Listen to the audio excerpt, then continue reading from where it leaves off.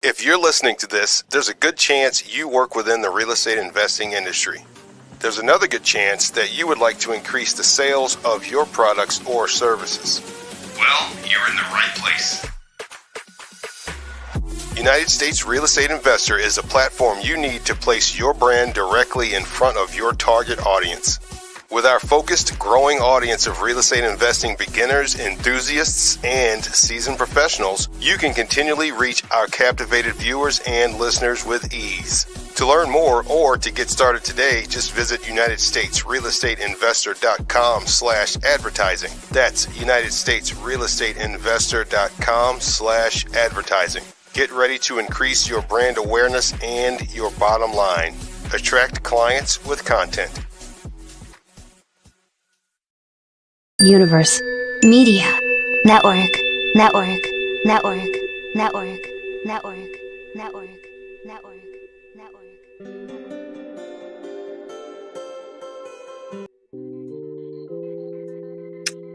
Welcome to our year-end episode of This Month in Real Estate Investing, where we separate the noise from the news. I'm your host, James Brown, and I show people how they can make safe, secure returns through real estate. In this episode, we'll be breaking down a variety of real estate investing news items, including rent control drew a line, 1031 and bonus depreciation survived, and recession-proof assets failed. Don't forget, if you're watching live on YouTube, you can share your thoughts and questions during the show. Let's start the show.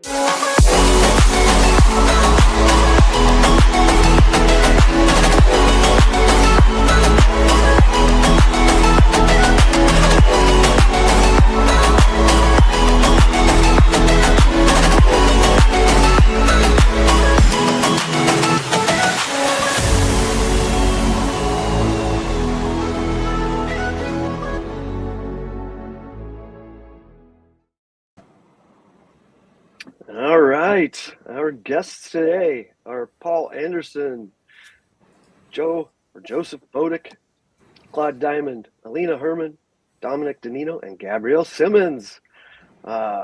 In that order, well, I'll just read it off. Why don't you guys introduce yourselves, share your background, and what types of investing you focus on. So we'll start with Paul.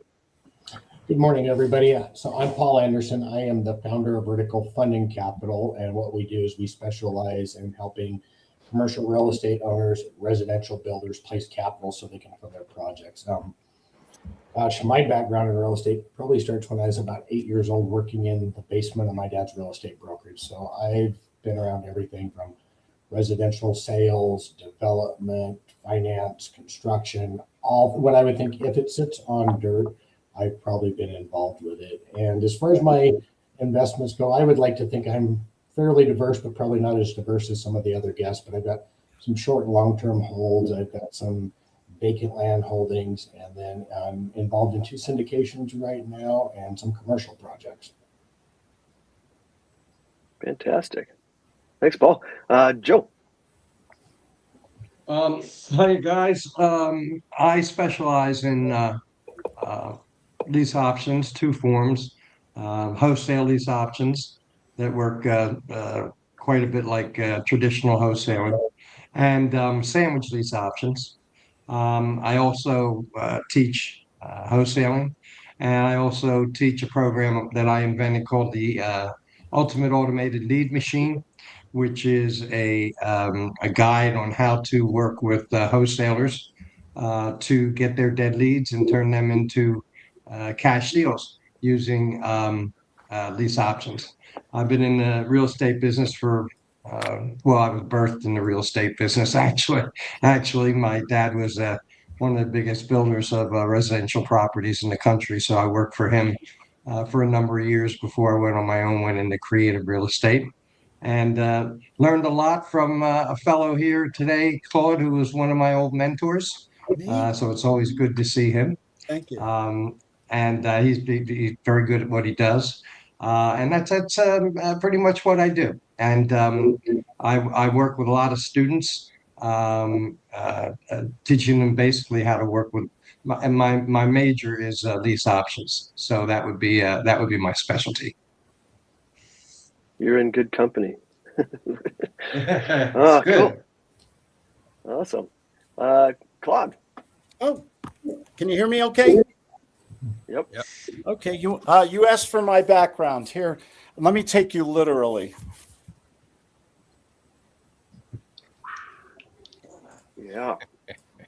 I'm in Winter Park, Colorado. I also live in San Diego and North Carolina. Been doing real estate for 32 years. I'm only 36. I've written 9 books on real estate and sales. My big thing right now is sales. I think no matter how many strategies, and I love lease. This house I'm in right now, I lease purchased for $5,000 down. Today it's worth $3.2 million free and clear. It's one of the best deals I ever did with Joe was talking about options and lease options. I love that because that was my main strategy because I didn't have a lot of money when I got started. When you're watching the rent and stuff like that. The one thing I find that most well-intentioned, knowledgeable investors are missing is sales skills. Sales is the $1 million skill. A lot of people talk about a lot of strategies. A lot of people talk about a lot of money and for marketing and stuff. No matter how smart you are and how much money you spend on marketing, can you speak to another person directly and convert them, get a contract, get a deal quickly? So that's my big mission today, teaching people how to be a little different in sales. I invented a system called GUTS, Great Untraditional, Unorthodox Techniques of Sales. Free book for anybody. My phone number's right down there somewhere. Free books to anybody who wants to learn my sales system. Just send me a text and I'll send you the books for free. Was that too long? I'm sorry. That was fine. Thanks, Claude. Alina. Hey guys, I'm Alina Herman. I'm here in Chicago area. I actually an immigrant, first generation. I moved here in 1999, and I've been all my life in real estate. It seems like I grew up in never-ending remodel. When I moved here, I was doing actually fixing the house back in Ukraine, doing some tech work, IT. I always had this plan of technology and real estate. And after getting into the corporate world here in the United States, I've done high availability, disaster recovery, all the high tech, and while still doing real estate. I think that real estate is always fun. It's about solving problems and facing all sorts of challenges. My favorite strategies recently been actively doing fix and flips and buy and holds, but we've done all sorts of other strategies depending on the market, right? But the past probably 6 or 7 years, I've been diving deep into the mindset. I got my real estate as a coach certification. I had actually been certified neurolinguistic programming trainer and hypnotherapy trainer, and it all helps to address the mindset. Right now, my technology company is developing on AI, and we are helping to convert leads from dead leads, or maybe doing the data analytics and purchasing. So there's a lot of different avenues that our software helping real estate investors and real estate agents to generate and convert more leads. So that's a little bit about me, lots of multidimensional things. Fantastic.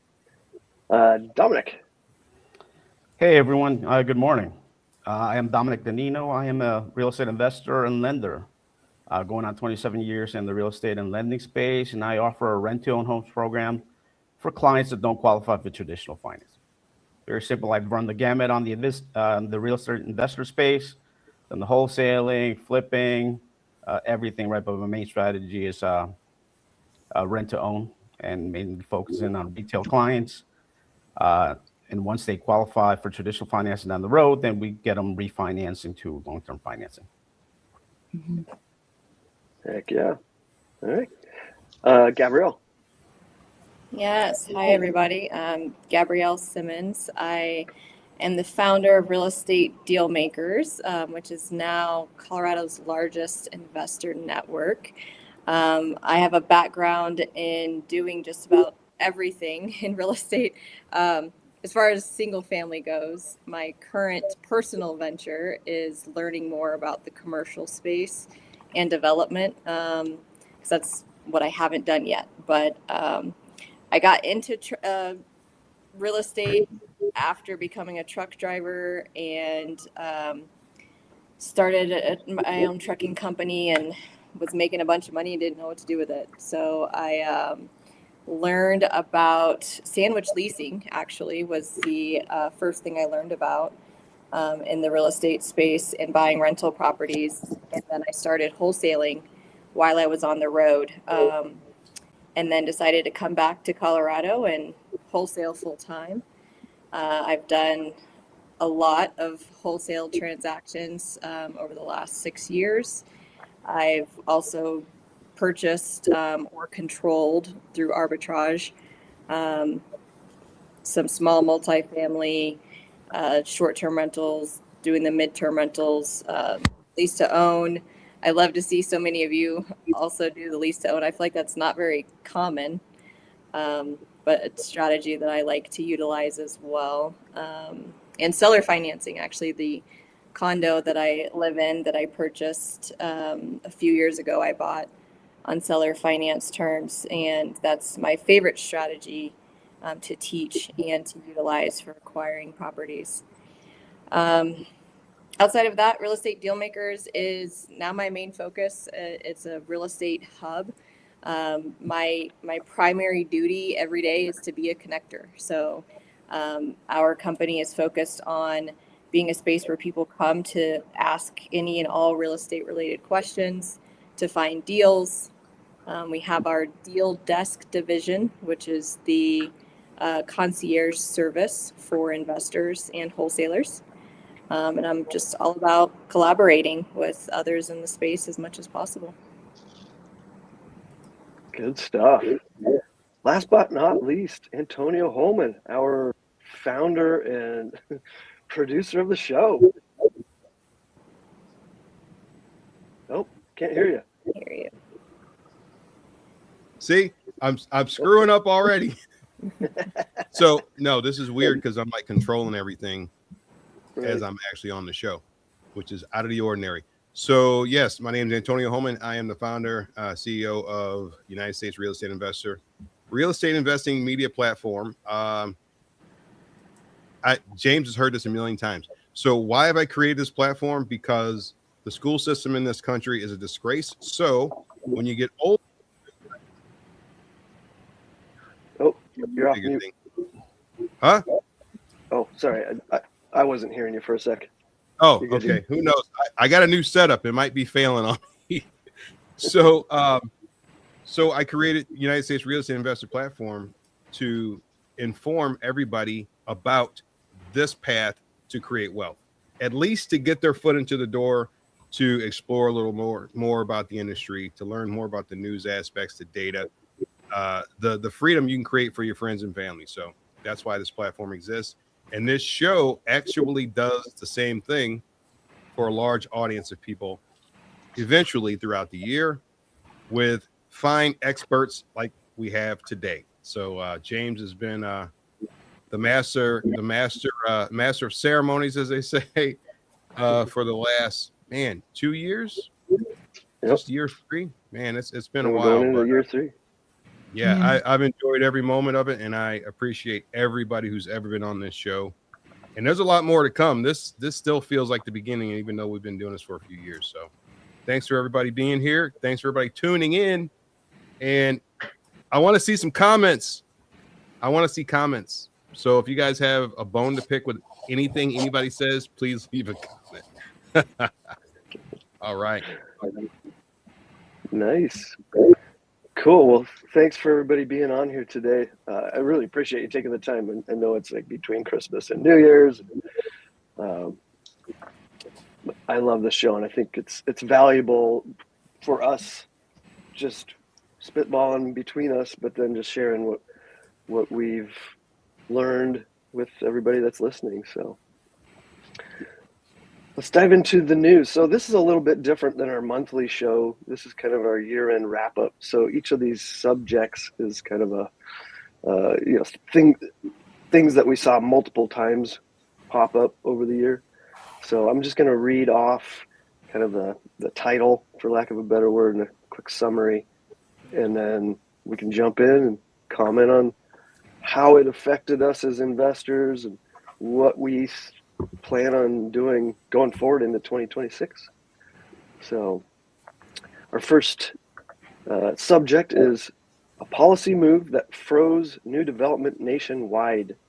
So early this year, tariffs made steel and aluminum way more expensive, and a lot of new construction just stopped. And at the same time, stuff that was already built suddenly looked more valuable. So kickoff question, from your perspectives, what did you notice change in your businesses or other people that you saw around you? Who wants to go? Claude, let's go. When they close the door, I open a window. And change is inevitable in this business. I've lived long enough to see a lot of different changes in real estate going up and down, interest rates going crazy, and all sorts of things. I got more into land. So the topic you brought up, it didn't affect me as much. Land is easy. I've bought recreational developed land in areas near golf courses, ski areas, beach areas like that, and I have enough cash flow. I advise people to get into this business and build up their passive income eventually, so that they can invest in low maintenance type of investing. And I'm at a stage in my career. In the beginning, all I did was I was a bill collector, a maintenance man, an attorney, a recovering attorney, and things like that. And, we had to do all the hustle and struggle. Today, I just do land. Land is easy. I write a check once a year for taxes. If I buy the right land in the right area where I see growth, I can make a tremendous capital growth. We have some properties here in Colorado we picked up with cash and options for 150 to 170, and they're worth 600,000 now. So to me, if the marketplace changes because of tariffs or government interference and restrictions on development and stuff like that, we have to change along with it. We have to have the ability to adapt. Yeah. I want to go back to the article actually to point out how this is going to change a lot in commercial real estate for about next decade. Not like we haven't had the changes with the fact that, work from home changed a lot. But what actually going to happen, it's doubling down on the tariffs, doubling down on the cost of the new real estate development, and that will impact affordability. We do not already have sufficient inventory, and with steel and aluminum going over 50% tariffs. This is a lot. And from my research, I understand that we are not going to be able to recover and provide the same amount of steel of aluminum with local manufacturing. We just do not have capacity in the United States at the moment, and to develop the capacity to gain the same amount of steel and aluminum would take us another decade. That said, we should expect that new construction that requires anything related with high skyscrapers or anything that requires steel, mostly in aluminum, to build will remain not that affordable. So that said, I would wait and see, and then probably place a different investment strategies, just like Claude said, just changing the strategy. That's all. Yeah. Paul, are you building anything right now? We're working with some people that are building, and the last couple of months have gotten a little bit better, but in the middle of the year, because we couldn't price anything. And so, residential, what we saw in our marketplace, which is we are one of the most overheated markets in the country right now. Residential really kept moving right along because we have such strong demand here. So we're kind of a little bit insulated. Commercial stuff went on pause, especially big projects that, a lot of the commodities like Alina was talking to, all of a sudden you can't get pricing on steel and aluminum. And these are massive long-term projects, and it's just really caused everything to pause. And then on top of that, you have the government shutdown where, from a lending standpoint, they don't have any of the economic data that they're usually advising through. So it's really created some headaches. We are starting to see things open back up a little bit, but I think we're going to have a massive problem because we have such massive growth all throughout the country. And now we've put these almost like a vice grip around some of these commodities. And Alina's point, we domestically cannot produce as much as we need. So it'll be really interesting to see how projects move forward. Yeah. Anybody else got comments on that one? I know it's more in line with commercial, and a lot of us aren't in that. So let's go to our next one. Oh, go ahead. I was going to say, unless it's a data center and nobody cares what those cost, and they just keep building them hand over fist. So. Yeah, we did a big story about that. That's a whole new animal/problem that is developing extremely fast, and nobody has a solution that I've heard yet.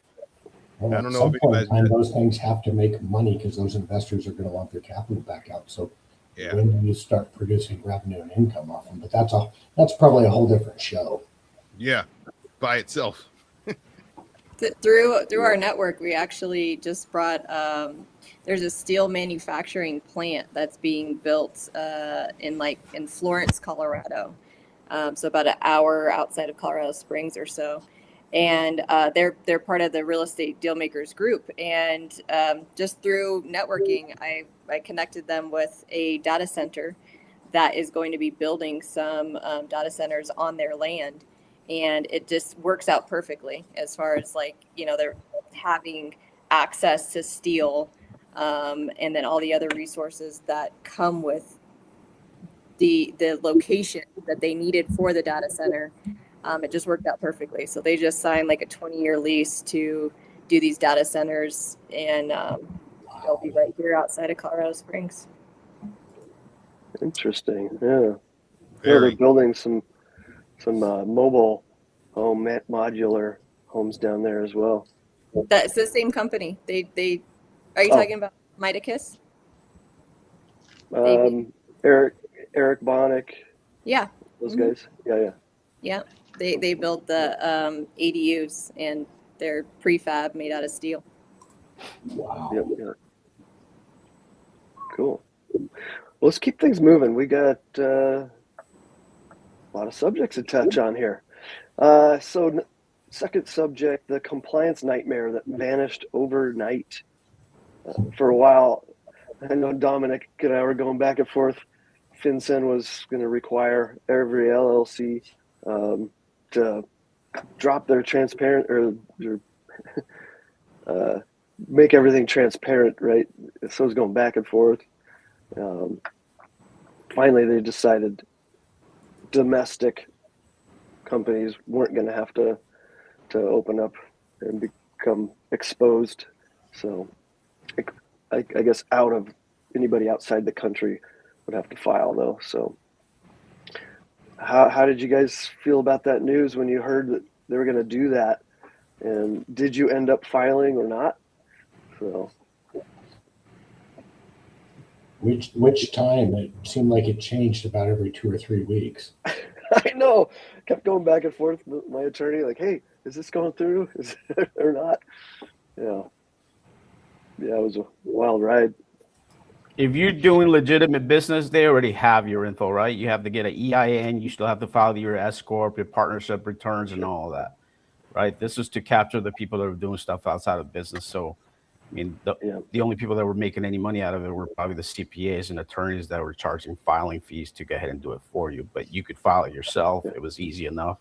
I have multiple LLCs. I did it myself, right? So it's not complicated, but it is part, it is part of doing business, right? You have to account for anything and everything. We talked about regulatory changes, tax changes, everything, right? So that's just the cycle of doing business.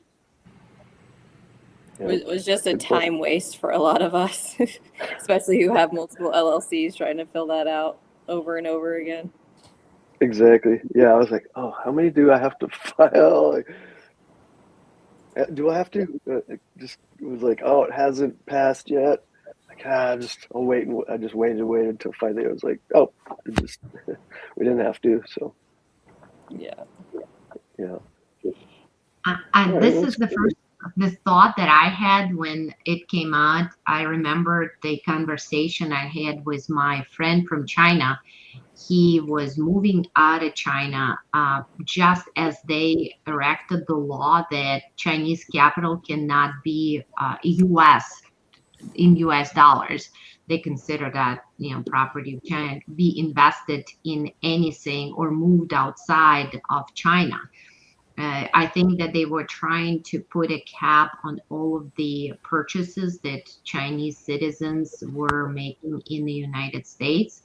And I asked him about this, and he said, oh, that's no problem, because they were using some entities from investing in a different country that is not prohibited by China. And then those entities were purchasing the real estate or anything, any assets within the United States limits. So technically, we don't even know for sure who owns the country. Well, or at least its assets or land. So I would actually be interested to have a little bit more transparency on that. But I don't know how asking of ownership on LLC would do anything, especially if it can be layered with different funds, or you can layer it in so many ways that you can never find really truly the answers with just the basic filing for the LLC. So just kind of my thought that I had when this came on. Yeah. Okay. Our next topic, the smart money drew a map. So big funds like Blackstone kept investing in industrial and logistics while staying away from office investments, which that came up every month. What's going on with offices being empty?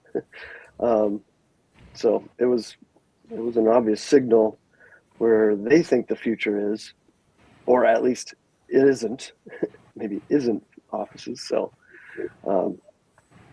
when you guys see shifts like that, you see it as a growth play or just a safety move? Anybody? Yeah, Dom.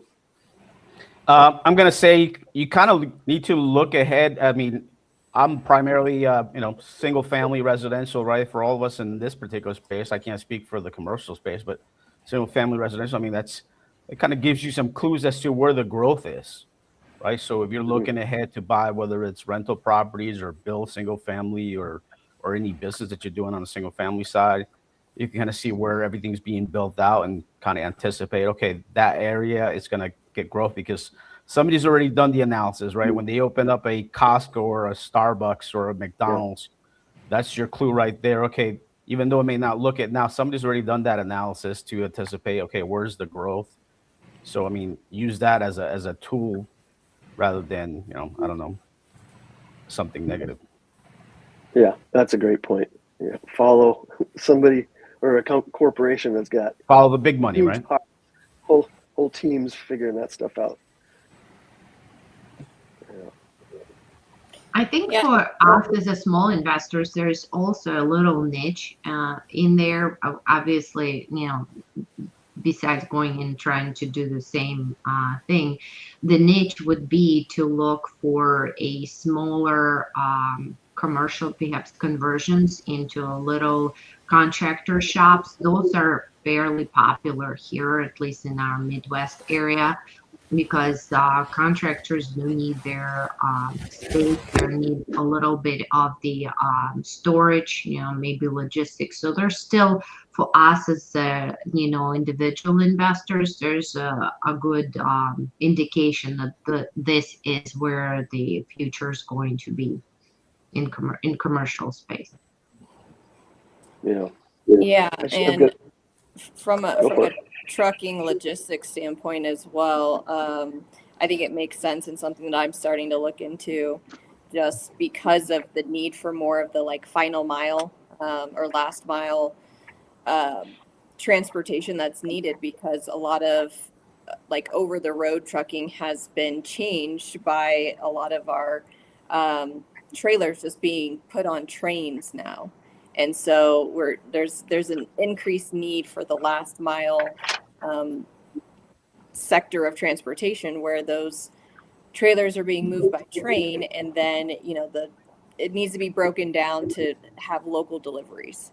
So taking these industrial spaces and turning them into warehouses for Amazon or your smaller companies to utilize as like the final mile space to get things in and out of, I think is another avenue that we could explore, at least to kind of get ahead of the game. Sounds like dystopian United States in the making. Data centers everywhere, logistics buildings everywhere. So now you have to think about, how can those things be embedded? Well, you can't necessarily embed data centers into huge multifamily buildings, because it probably cause a lot of health problems and discomforts and things like that. But how do logistics centers integrate with large multifamily converted office buildings? If anybody's brave enough or dumb enough to convert an office building, something to think about. I don't know. There's opportunity there. Yeah. I just watched video how I forgot what country they're using data center heat, and they pipe it in through the water to heat residential. So their construction, the way they build, it specifically allows for this design to happen, because data centers are the most cost in a data center, believe it or not, and because I used to run data centers for Fortune 100 company, is heating the cooling, because the heat that produced is just enormous. And it's kind of interesting, if you build ground up, this would be a great design. But again, cost of materials and labor going up, I don't really see us pursuing that path. Yeah. Interesting. Very. Wow. I mean, you look at Let's some go of to our the, next subject. Oh, go ahead. well, I was going to say, you look at some of the municipalities, like what was it, 2 years ago, Costco wanted to build a new store in downtown Los Angeles, and the city made them agree to incorporate multifamily and affordable housing over the top of the building to get their approval. Yeah. So that's kind of makes me think Amazon's going to start building multifamily buildings now. I don't want to live right over the top of a Costco. I'd be broke. There you go. Amazon, Walmart, everybody. Yeah. $300 a day I'm spending every time I go in. Totally, man. Oh, goodness. Well, hey, let's go to our next subject, the rent control line in the sand. Oh, boy. Washington put up a statewide cap on rent increases, which really changed the math for investors. It made regulation impossible to ignore in underwriting. So if you guys invest in places like that, how have you reacted to rent control, or how would you react if it happened where you were investing or were thinking about investing? Claude, go for it, baby. Easy. I moved. Yeah. I seriously, literally, I changed once again the word change. When government starts interfering in me, my wife and I buying a property, financing it, doing the improvements, the repairs, and we live part of the year in San Diego, or as I like to refer to it as the Soviet Socialist state of Southern California. And they start taking away my incentive to do the risk. Then I'm just not going to do it anymore. I'm going to move my investments to other. I love California. I love living there. A lot of family and friends there. But I won't invest in residential real estate like we used to do. I'll find other places. Pinehurst, California, Pinehurst, North Carolina, excuse me. We've been doing a lot there. Colorado. I know the other young lady is in Colorado Springs or Denver, I believe. I'm in Winter Park. It's wonderful here. It's still free enterprise. So why are companies leaving California? Because of too much government interference. And what they're going to see is the continued housing shortage with this kind of interference. Great point. I know, like here in Denver, we say we're being Californicated, or something like that. It's our laws are changing, but we haven't caught up to California, so it's not nearly as bad, but it's heading that way, and we're all kind of like, should we invest outside? And some of us do both, right? The greatest thing about being an entrepreneur is our ability to adapt to I always ask this to all my students that I mentor. Why are we in business? We're in business to make money today, to get contracts today, appointments, to do deals today. When there's too much interference with government, with regulations, with taxes and things like that, we're so adaptable because we're the entrepreneurs. We're just going to change. We're going to move. We're going to find different things to invest in, and people are going to suffer, unfortunately, with housing. Did you guys know that there's actually a lot of major metropolitan cities already had rent control for a long time, like New York? I'm from New York City. Yeah. Los Angeles, San Francisco, Berkeley, San Jose. I mean, there's a lot, and what it led to is essentially a shortage of inventory because capital doesn't want to flow there, and therefore it creates a higher demand on the existing market. So maybe if its strategy, as in you tell me if that's true, its strategy would be, maybe just come in and do fix and flip.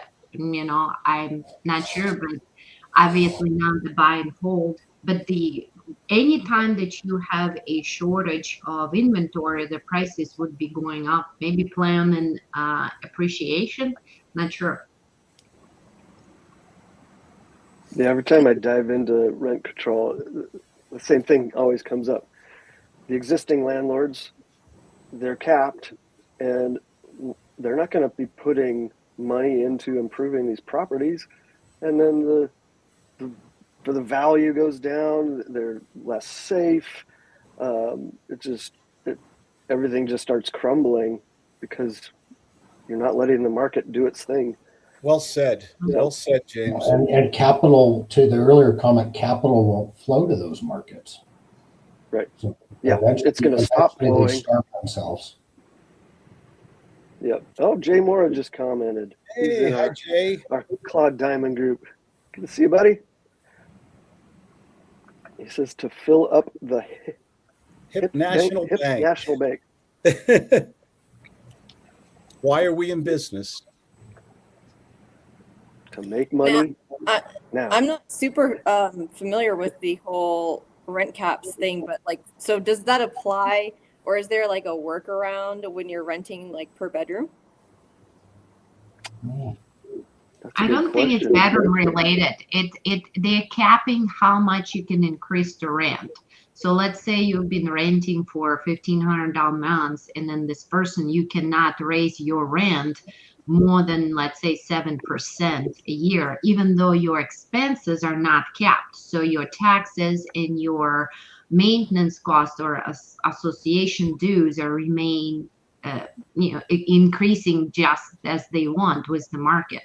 So what that means, your cap rates are shrinking and your margins are becoming slim to non-existent, and that affects the capital that flows into those places. Or again, you just stop doing value adds, right? You're no longer repairing, repainting, because you just can't do that. I wonder if this applies to like a short-term rentals, Airbnbs. Could you convert perhaps?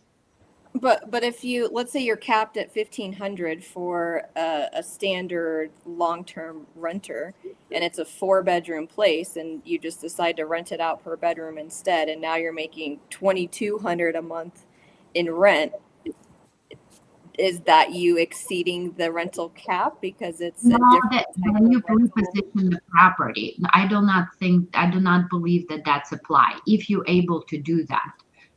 Like, but the thing is, if you have a person in there that is renting currently, you cannot just say, well, now you guys, like, I guess, I don't know if you can just tell them, hey, you have to move out because now I'm going to be renovating the place.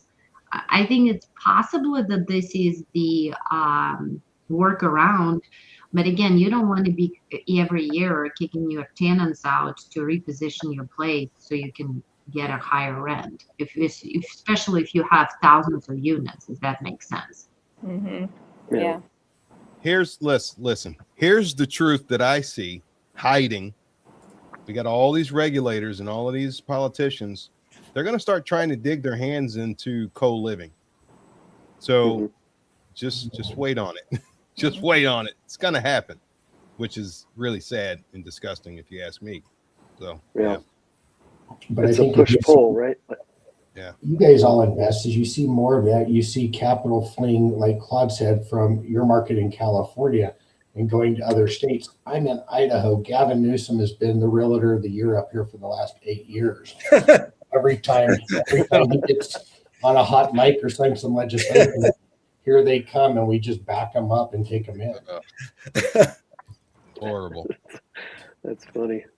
Sad but true, right? Antonia, can you elaborate a little more on what you said? I want to understand it better. So you thinking that they're going to be trying to regulate co-living spaces? It happens all the time. It happens all the time. Why? I don't know. Who knows? I mean, there's so much corruption in the government. It's like, how do you know which way to go or who to trust? So my point is it wouldn't surprise me whatsoever if they try to regulate more on co-living to increase some type of tax revenue. That's what I'm thinking. I'm assuming that. These things don't happen in a vacuum, though. I mean, what triggers it is the bad operators. Mm-hmm. That too. Right. That too. Yeah. That triggers the issues, right? And then the complaints, right? It happened with the Airbnb, right? So you have bad operators that trigger the complaints and trigger the issues, and now it brings to light what that investment strategy may be and what's the causes, and now they try to put controls over it. Right? And that's the same thing that happened with wholesaling too. Now, Joe, you're in wholesaling, right? I do a little wholesaling, yeah. So have all the well, I'm not going to say all. So what market are you in right now? I'm not sure what you mean. What market am I in right now? What you're in New Jersey now? Are there? What market? Now I'm in outside of Philly. I don't work the cities. There's too much of a problem working the cities. I work the counties. I wonder how far the wholesaling quote unquote licensing reach is going to get in this coming year too, because it's been steadily increasing over the last few years. Which to me, it seems ridiculous. Pennsylvania already requires. Pennsylvania, if you're going to be a wholesaler, Pennsylvania requires that you have a license. Like Dominic said, too many bad actors have shined a light on, yeah. That's a shame. Yeah, I can see. It's the easy money that draws in a lot of bad actors, right? Yeah. Or their perception of easy money, right? And then they start operating outside the bounds, and they're just winging it, and they're doing, YouTube University, and maybe some gurus out there, and so forth, right? So it just becomes, and then everybody jumps to the next thing, go for crypto, probably silver now, right? Going wholesaling, all these strategies. It's the hot thing, and it just draws attention to it, right? So I personally believe in policing ourselves for us that are in the industry, and kind of right. If we don't want more regulation, then we need to police ourselves and say we got to operate in a certain fashion. True. And each other, calling out the people who are out here doing stuff that is unethical. Well, to Dominic's point, this is usually a reaction to bad operators or a bunch of bad operators. That all of a sudden it brings light to what's going on, and here comes regulation and oversight. Well, the realtors out there, guys, aren't thrilled with us to begin with. So I think every suggestion you made is great. Got to police ourselves and all that kind of stuff. But they consider us, taking money out of their pockets with what we're doing. I don't care what else they think about us, that what we do is illegal, immoral, fattening, whatever they come up with. But, to them, at least the realtors that I talk to, we're taking money out of their pockets. Not that they could do what we do. Not that they'd want to do what we do. Certainly they don't know how to do what we do. Okay. I mean, I was a realtor. I even helped train realtors, and, they're salespeople, and they drive people around in their car, and they fill out forms, and some are good at it, and most of them aren't. But when it comes to, you say the word lease option, and their eyes start to roll and they start to sweat. You know what I mean? What's that? And so they're not trained to do what we do. And my personal opinion is it's not so much that we're doing illegal bad things, is that we're taking money from them and they don't like it. And they don't have any control over us, and they really don't like that. Having been a realtor and been around these guys, that run the local real estate commissions here in Pennsylvania, I mean, they really don't like investors like us for a variety of reasons. But the two to me are that they don't have control, which they really don't like. And they're to their mind, even though they don't know how to do what we do, they're losing money. And that's why, in my personal opinion, they come after us. Yep. Wholesalers are go-getters, and there's a lot of agents that aren't willing to put in the work and learn all this stuff, right? And like you said, lease options. Like I teach a continuing education class about rent to own, to open their eyes.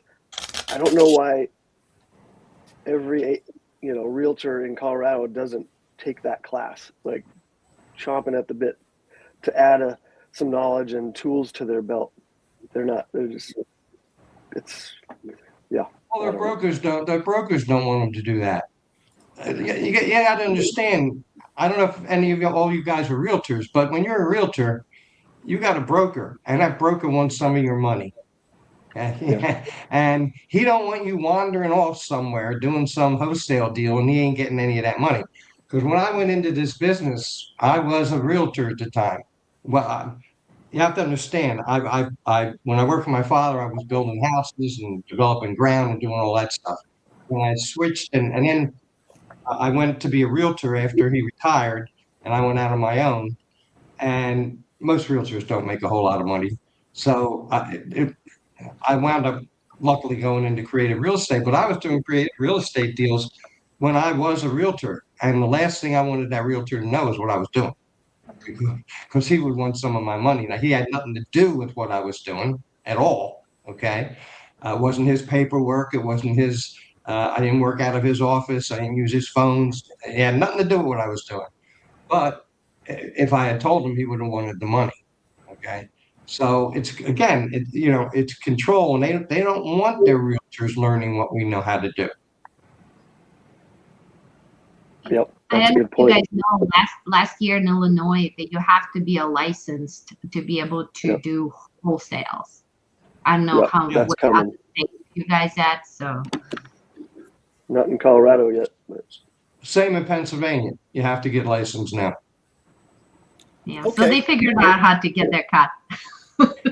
You know, Well, you know, they want your dues. They want you to pay your MLS dues. They want your money. I've been there. I'm telling you. Okay. I mean, they're nice people. I'm not saying they're bad people or anything, but the guys that are in charge, you know, it's a commission business. You don't want to fight with these people over their commissions. Trust me. Okay. You do not want to do that. And the brokers override a certain amount, and they want their due. So they want you doing what they want you to do, not what you want to do. At least that's been my experience at any rate. yeah. I can see both sides. Like, I mean, there's been a lot of people wholesaling subject to deals, terrible subject to deals, terribly set up. And if there's a little regulation, I can see that helping, you know, those owners, sellers that were in a bad position, and hopefully avoiding really putting them in a worse situation. So, Gabrielle, I you agree were with you. going to say something. Yeah. I agree with you. I think that you do have to have some regulations, absolutely, on what we do. Otherwise, you guys were talking about, you know, the people that come in here and screw everything up. Okay, so I agree with you 100%, but to a point. I think as long as the consumer is not being harmed, that's to me what's important. As long as you're not harming the consumer, the buyer, whatever he is. And so I do think we should have some regulations that would keep these people in line. I don't think you have to go out and become a realtor because we don't do what realtors do. So why should we become a realtor? I mean, that's my look at it. Okay? Right. Having been a realtor, we're furthest thing away from a realtor than you can get. Yeah, I was just gonna say that, James, as well. Like it's almost like my tagline at this point. I'm Gabrielle Simmons and I buy houses. I'm not a real estate agent because, you know, people assume that if you do real estate or you buy houses that you're a real estate agent. And like you said, Joe, real estate agents don't do what we do. They don't understand what we do. And I have never wanted to get licensed, but I do see the importance of like it helping just because there are bad characters who do very unethical things. And I've seen it firsthand, you know, where wholesalers are going in and lying to sellers, creating fear, you know, doing deals with sellers who have dementia, you know, and just things that aren't right. And unfortunately, so long as we're bandits that aren't regulated, we can do those things. And so that's, I guess, the benefit to that being enforced a little bit is it does protect the sellers who are being taken advantage of. And I agree with that 100%. I think there should be some sort of overseeing organization. If we put one together, hey, look, the realtors put it together. Okay, they put their own organization together. Yeah. Why can't we? And it doesn't make any sense. We can't do it. Yeah. Yeah. But hey, we've got a comment in the chat. It says, "What's a really smart way to buy property? I live in Mississippi, and the real estate rent/purchases are slow. When I ask this question, I'm asking what states and cities are the best places to buy and why." Cash. First question I would ask, how many properties is Gerald trying to buy? Is it just one? Then right where you at is the best place. If you're trying to buy thousands, then you need to look into markets. Best way to buy a property, depending on what stage of your investment career, is cash, of course. It gives you the most negotiating power. If you have the cash or you have an investor you're working with and you're good at finding and negotiating deals, you have the greatest gravitas when you can negotiate a cash deal with somebody. If you're just getting started, you're a neophyte and you're looking for true leverage, what we've been talking about, the lease with option or something like that, is a great strategy. The thing about it is, when you have your funds, what should come first, the chicken or the egg, the property or the investor to sell it to? I've always found that if I found a good deal, I could sell it to somebody else if I didn't want to get involved in the repairs and the marketing and everything else like that. And kind of what we were talking before, I have no employees. I've been there. I've done the employees, the team, the office. I work out of my homes now. I just give good phone. When I talk to people, I try to cut to the chase and skip the hi, how are you? Just reaching out, the la-di-da kumbaya stuff. And I hire very good subcontractors. I have a great attorney. I have a great real estate broker who I work with exclusively in different markets. So I have people I know and trust. I don't mind paying them because they help me to avoid complications, litigation. They help me to make more money. So, hire good people. And so what if they make money? Make sure your deals are big enough you can afford to pay experts. Well, Gerald said one of the things, Claude, that I tell him to answer his question about where he should buy the place, I always tell people you should start right where you are and just keep going out in concentric circles till you find what you want. Yeah. Just make your market wider, but just start where you are. Don't go, well, I'm living in Mississippi. I'm going to go look in Texas. Well, why? You know what I mean? Start in Mississippi and just keep getting bigger areas. There are so many gurus who give bad advice to people who are neophytes, starting investors. Oh, you've got to go to this place or that place. And I agree with you 100%, Joe. The best place to start, if you're a new investor, you're not sophisticated, you're learning. We've all learned, we all have whip marks on our backs from the mistakes we've made, is start in your backyard. Mm-hmm. You know the valuations, the people, where to look, where the growth is, things, just common sense. Start in your backyard. Gerald says some of the tenants are wanting to buy and they can't go to the bank or don't want to. That's two different things. Is it a good idea to become the bank? And if I do, what a great way to do this. Any comments on that? Lease option guys? Are you talking about, are you talking pro or con against becoming the bank? Were you pro or con on that? The question is here not becoming the bank in the sense of giving lending money, but becoming a seller finance, because this is 15. I think this specific question came in from girl that has already 15 properties in Mississippi, and I'm guessing the slow means that his rentals are slow. It's slower to rent out. I'm trying to clarify his question here, so we can answer more, specifically to what his situation is.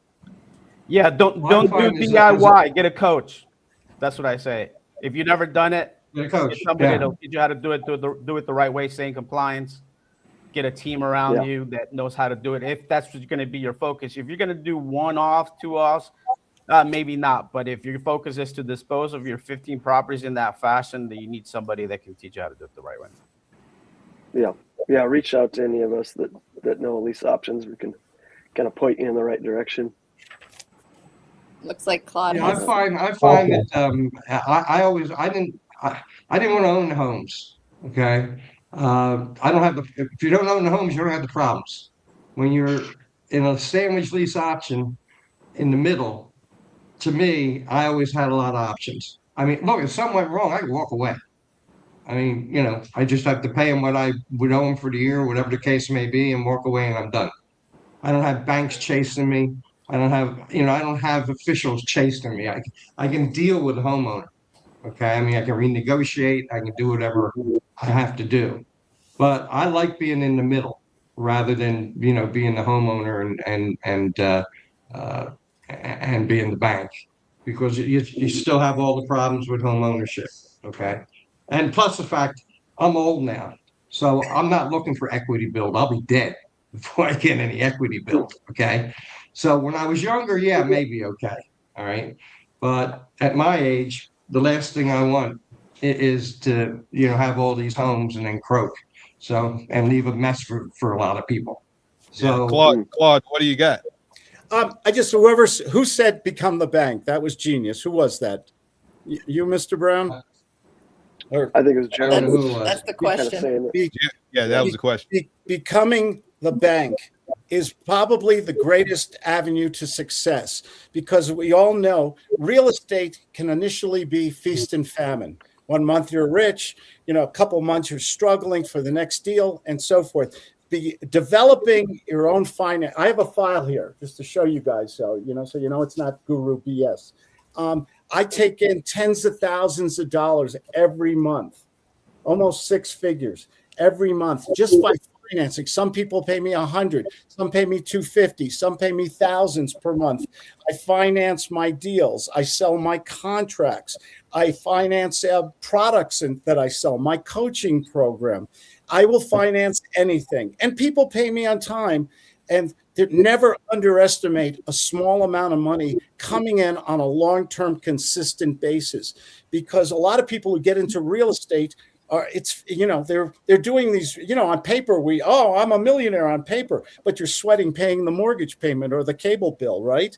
I mean, truth be told. So if you can find ways to have multiple streams of passive income by financing, that's a key to success. I'm sorry if I go too long. I apologize, but I get passionate about this because that's what got me to having a pretty good life in this business by not just wait. I remember one more quick story. We got my wife and I, new baby. I'm in law school. We've got like 12 properties that we fixed up, repaired, and everything like that. And I just did a deal on Monday. I got a huge $10,000 check. And on Friday, I said, "Hey, honey, let's go out and celebrate. Let's get a babysitter." And she said, "With what?" And I said, "I just gave you 10 grand on Monday." She said, "That was to pay for the other 3 months you didn't make any money." Okay. So is it okay to tell the truth today, or should I sugarcoat this? Yeah, that's what this is about. Yeah. Yeah. So whoever said become your own bank, that's genius. Yeah, you triggered me. And I'll add to that, the properties that I've purchased on seller financing where they become the bank, they, in a couple situations, they wanted the big lump sum of cash that they would have otherwise got had they sold it outright instead of becoming the bank. So you can then go to a bank and borrow against that note, right? Like if that's what you're looking for is more cash, go borrow against the note that you're holding for your tenant who becomes the buyer of the property from you, and now you have that lump sum. Yeah. You could use that note as leverage in a negotiation on another deal. Sometimes you don't want to hold a note because it might be weak, or you're concerned about the payments. Use that note as currency in another transaction. You're out of the note and you got the property instead. It works both ways, right? Yeah. This industry is too good. Too good, man. Yeah, too good. I love this creativity. That's the Let's word. Take a break to learn about one of our partners. Yeah. I'm Jim Jones. You've heard me inform you about real estate industry news, but at this point in the market, headlines are cheap. Prices make the news, but prices alone do not explain why so many households feel stuck, why ownership keeps concentrating, or why the monthly cost of housing keeps rising even when activity slows. What actually matters is understanding what people are paying every single month, how ownership is shifting beneath the surface, and where risk and opportunity are quietly moving before they show up in public narratives. That's exactly why United States Real Estate Investor Research exists. United States Real Estate Investor Research publishes data-driven research that breaks down the data the way investors experience it in real life. Monthly ownership costs, taxes, insurance, rates, rent pressure, investor behavior, market structure, and much more. These vital data points are the forces that shape decisions long before a transaction ever happens. United States Real Estate Investor Research's comprehensive reports are built on real numbers and real conditions, not recycled talking points or emotional forecasts. Designed for investors, operators, and professionals, United States Real Estate Investor Research reports are for people who want clarity before making decisions, not explanations after the fact. United States Real Estate Investor Research is where that picture becomes clear. To download reports now, visit usreiresearch.com now for the insight you need for long-term ownership. Again, that's usreiresearch.com. United States Real Estate Investor Research. Real numbers, real clarity. There we go. For Gerald, our last commenter, you can go into usreiresearch.com and poke around and see what's going on in other markets. So let's get back to our next article or topic. Is the smartest tax escape hatch stayed open? So luckily, 1031 exchanges survived another attempt at eliminating them. And bonus depreciation was reinstated. So, man, how would things look for you guys if those went away permanently? How would you adjust?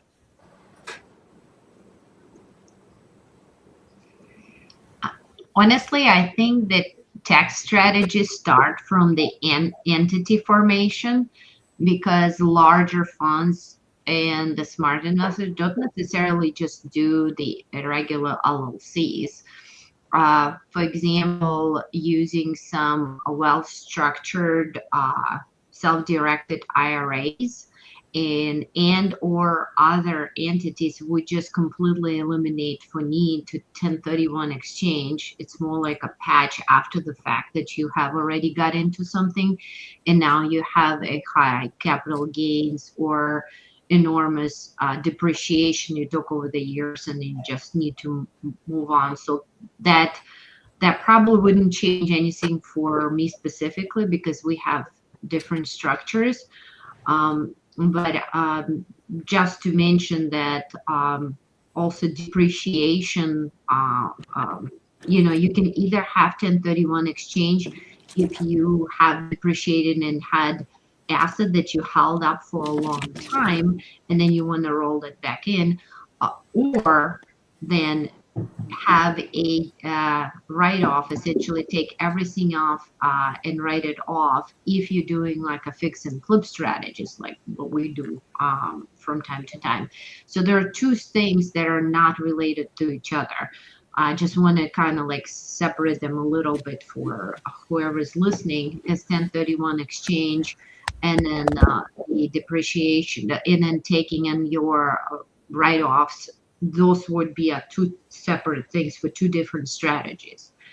So I kind of just clarify if anybody's listening. Confused on that.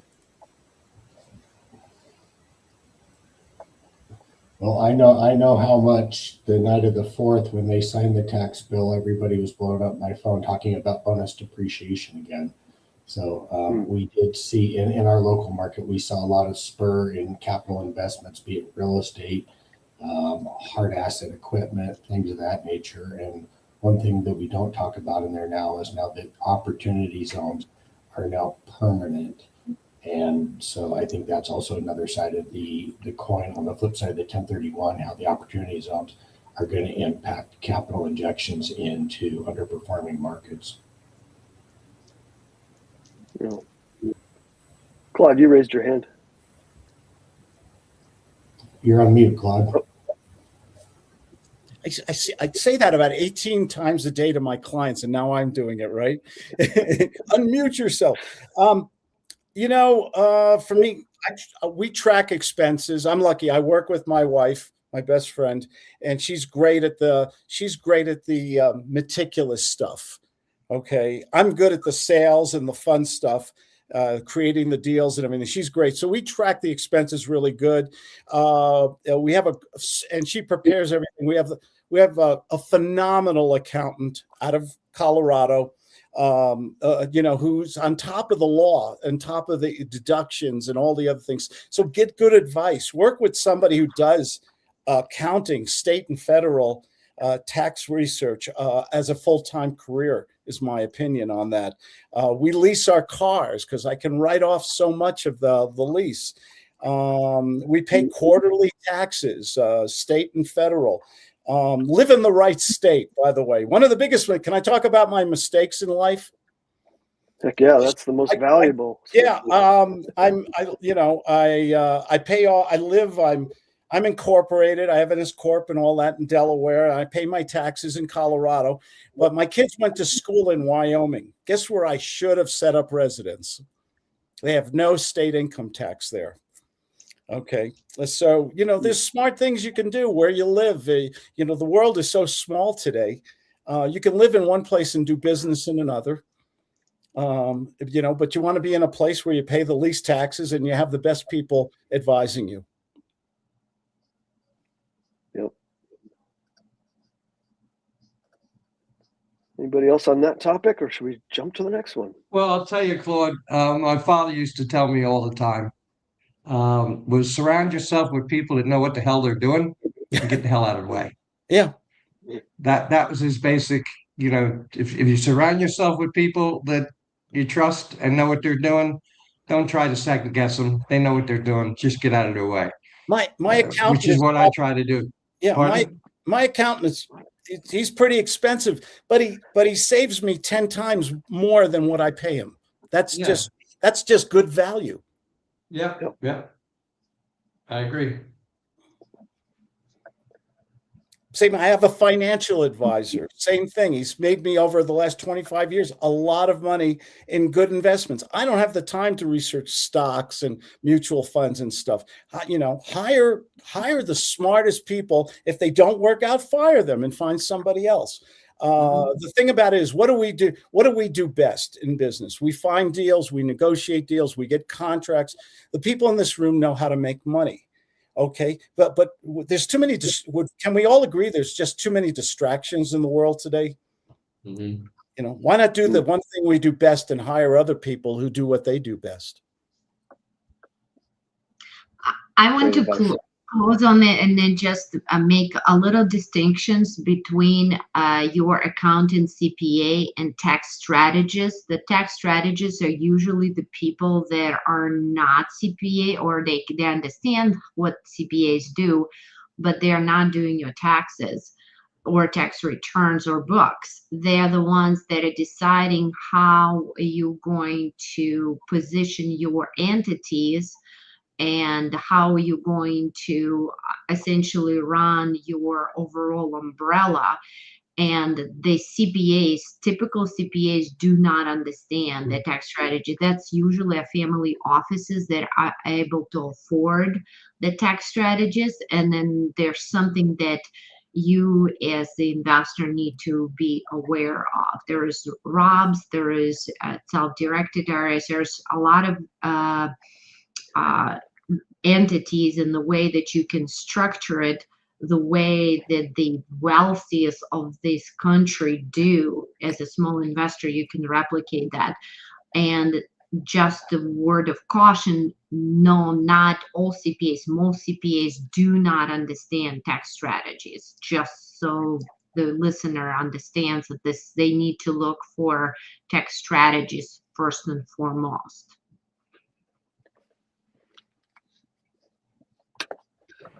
I just want to share something I learned recently from someone who's been in it a long time and was educating me. We were talking about 1031s, and he was telling me that I could do, I sold a property and was attempting to do a 1031, wasn't able to identify another property fast enough. And he's like, well, why didn't you just 1031 into a royalty or do a royalty trust? And I'm still learning all about that, but essentially it's where you can 1031 into royalties in oil and gas, and it's a little more volatile. So there's a potential to lose some of what you put in there, but there's also potential to gain. But then you're deferring your taxes, and there really isn't that like time limit on it now. So you can, if it takes you a year, if it takes you 2, it can be held in this royalty trust, and then you can pull it out at another date and reinvest it into property of like kind, because these oil and gas royalties are considered of like kind, even if you're selling a single family home or a small multifamily. Interesting. I haven't heard that. Gabrielle, when was that last time? Because I thought the Trump administration has taken that away, and they only left like exchanges. From what I remember, maybe they have reverted that back in and allowing this again, because I remember that was kind of my disappointment that they have taken away exchange for something that is not of the same asset class. That's been as was explained to me, that's been the common misconception, is what's considered like kind. That oil and gas actually is considered real property, just like real estate is. The types that aren't would be like stocks and bonds. That is not considered, or putting it into an REIT, that is not of like kind. Got it. Okay, that's a good distinction. Thank you. That's awesome. Yeah. Another option, you can do a reverse 1031, where you identify your next property, lock it up, and then sell your first one. It costs about 5 times as much, but still could be worth it. So you don't have a clock ticking that could run out. So if you're paying 5 times as much, is it not worth it to just pay the taxes then? You can do 721 exchanges where you exchange into commercial real estate held in REITs too. Yeah, 721s are good too. Good into commercial, what'd you say? I'm sorry. Commercial REITs, real estate investment trust. Okay. Yeah, which is a good, like if somebody's going into retirement, and they want their money working, they just don't want to deal with all the headaches. Well, we deal with people. It's great. Something like that. It's great if you have a lot of heirs, and rather than trying to divide up the value of residential real estate, you can give them shares instead of a 721 exchange. So it's a little bit more fair and balanced. So we deal with people who have, 5, 6 kids, and they're like, how do we divide this up? And they end up doing a 721 and giving each one of them an equal amount of shares. Yeah. Good for legacy planning. Yeah. Where are you getting this kind of information? Let's go to our next. Nowhere but here. I'm saying you're not getting this kind of information anywhere but a show like this. So I love it. Diverse panel. Yeah. Distill it down. So our next topic: California admitted the math finally won. California changed how wildfire risk is priced for insurance. Coverage got easier to find, but a lot more expensive. So for you guys, is insurance now something you underwrite first instead of just last, like, the afterthought? Insurance. Shaking your head. Insurance has killed a lot of deals over the last couple of years in coastal states, Florida, Carolinas, California. Yep. Claude, are you in California? Let me check. No, I'm in Colorado. Oh, that's right. Sometimes, we change so often that sometimes I wake up and I go to I walk into a wall because I can't find the bathroom. Yeah. What was your question, Antonio? I'm sorry. Oh, I was just wondering if you or anybody else was in California. That's all. I live part of the year in San Diego. I love Southern California. Are you not investing?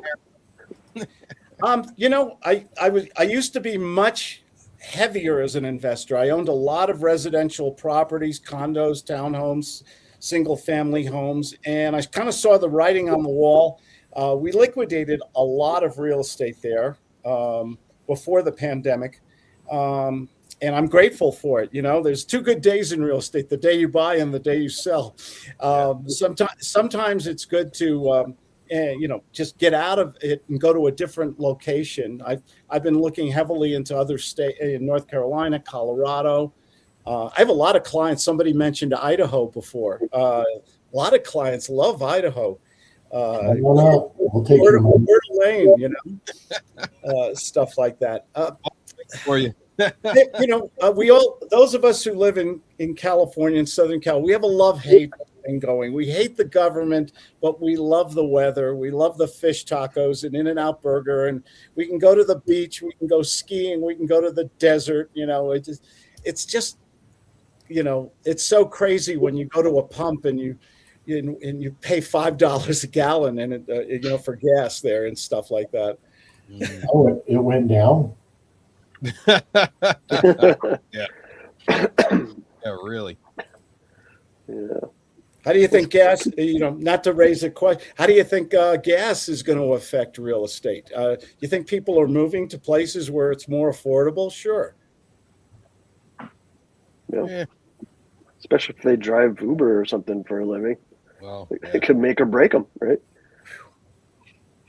Yeah. Good point.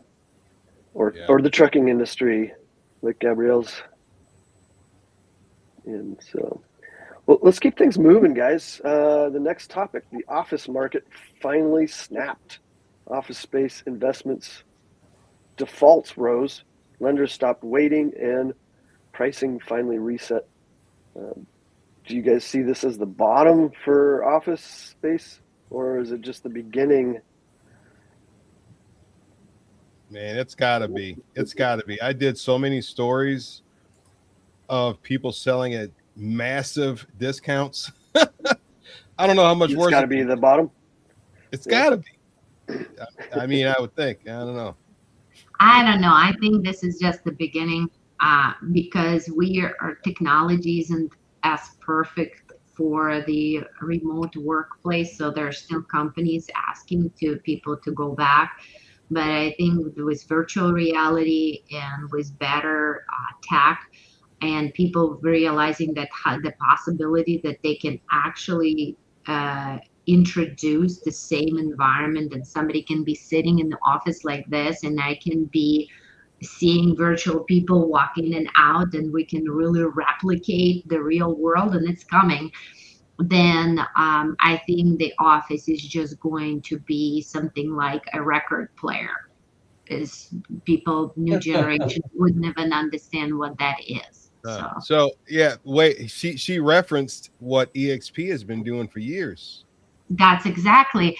The only thing is that there are virtual people like an avatars. What I am seeing and envisioning it is this virtual reality. It is as if people walk in and I see them as it would be and they see me, that they can still see my facial expressions because our communication is only 7% words.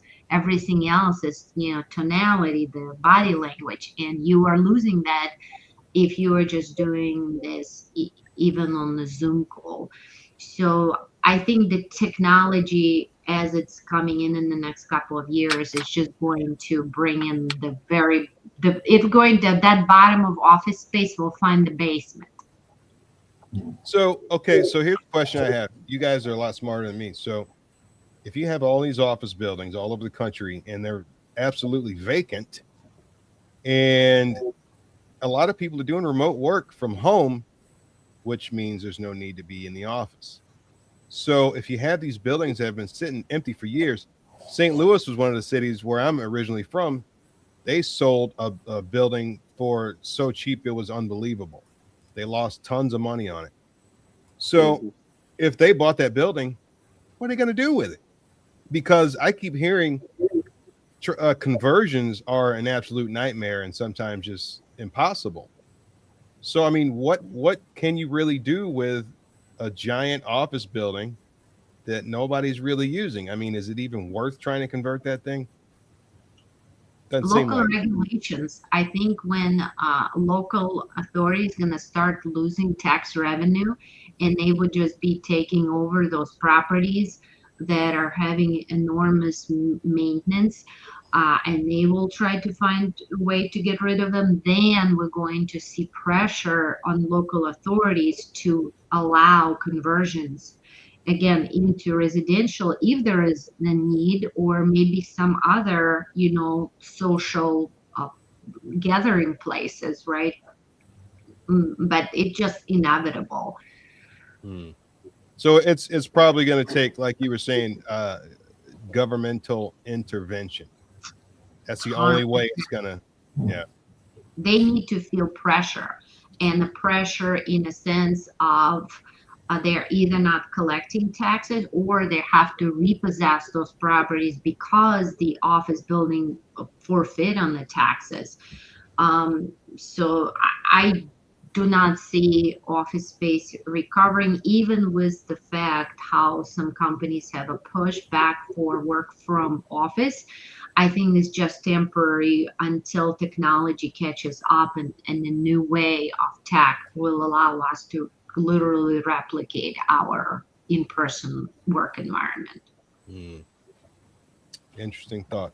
And in connecting with some high net worth individuals, I've learned that this is actually appealing to some of them to purchase these because it's at the bottom. They can get in at a low price and then just take advantage of the depreciation.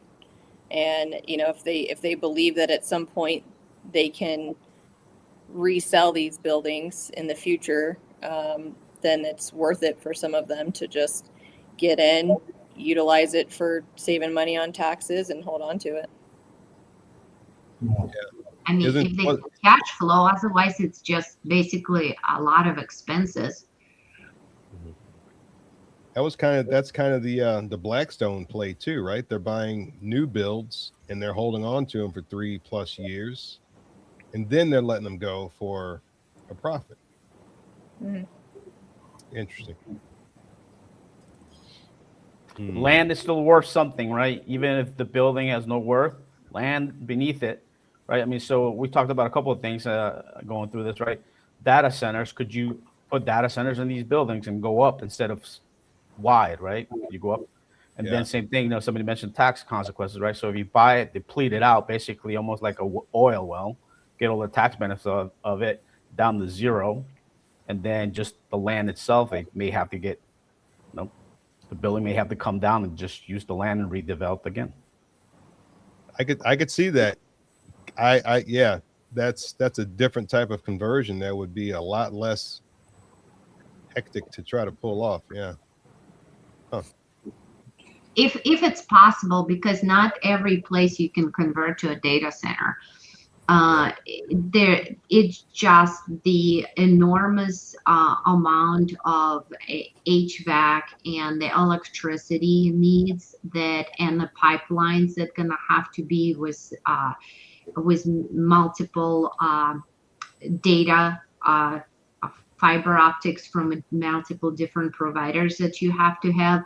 There's just so much going into building out at the data center than building out anything else.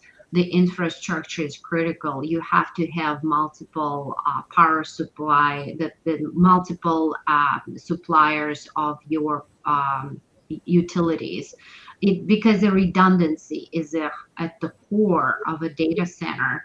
Also, you do not want to have a data center at any place where it is susceptible to any cataclysms. So when we were placing in the data center, like with collaborating on the data center location, there was more places were disqualified than qualified. So just kind of on that note. Fascinating. Let's keep things moving. When rate cuts stopped mattering, Fed rate cuts, they don't necessarily line up with mortgage rates. And Dom, as a lender, you know a lot about how this all works together, and it kept refinancing slow because it didn't drop down to where everybody was hoping that it would go. inventory's tight. So there's a lot of ways we could go with this.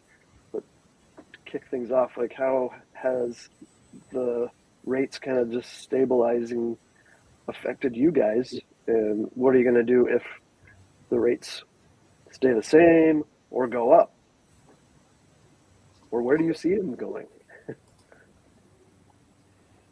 Yeah, there's always been this misconception that as the Fed cuts rates, it impacts term rates, right? On the long curve, talking about the 10-year Treasury. I think right now the biggest thing we probably anticipate is the spread between the 10-year and mortgage rates to compress. Average typically is 1.7 or 170 basis points. We're probably like at 215 basis points right now. So that's the spread, that the risk spread basically from what lenders do to what the 10-year Treasury is. So that needs to compress. That'll help us get a little bit lower, but who knows how this market is going to act, right? Especially no speculation as we change. New Federal Reserve chairman comes in, and this expectation that he wants to push interest rates down, but it could have a reverse impact. It could have a reverse impact, right? Because that doesn't control the 10-year Treasury or the long bond, as they call it, right? So we could have a reverse situation there, and we don't know what these outcomes could be, right?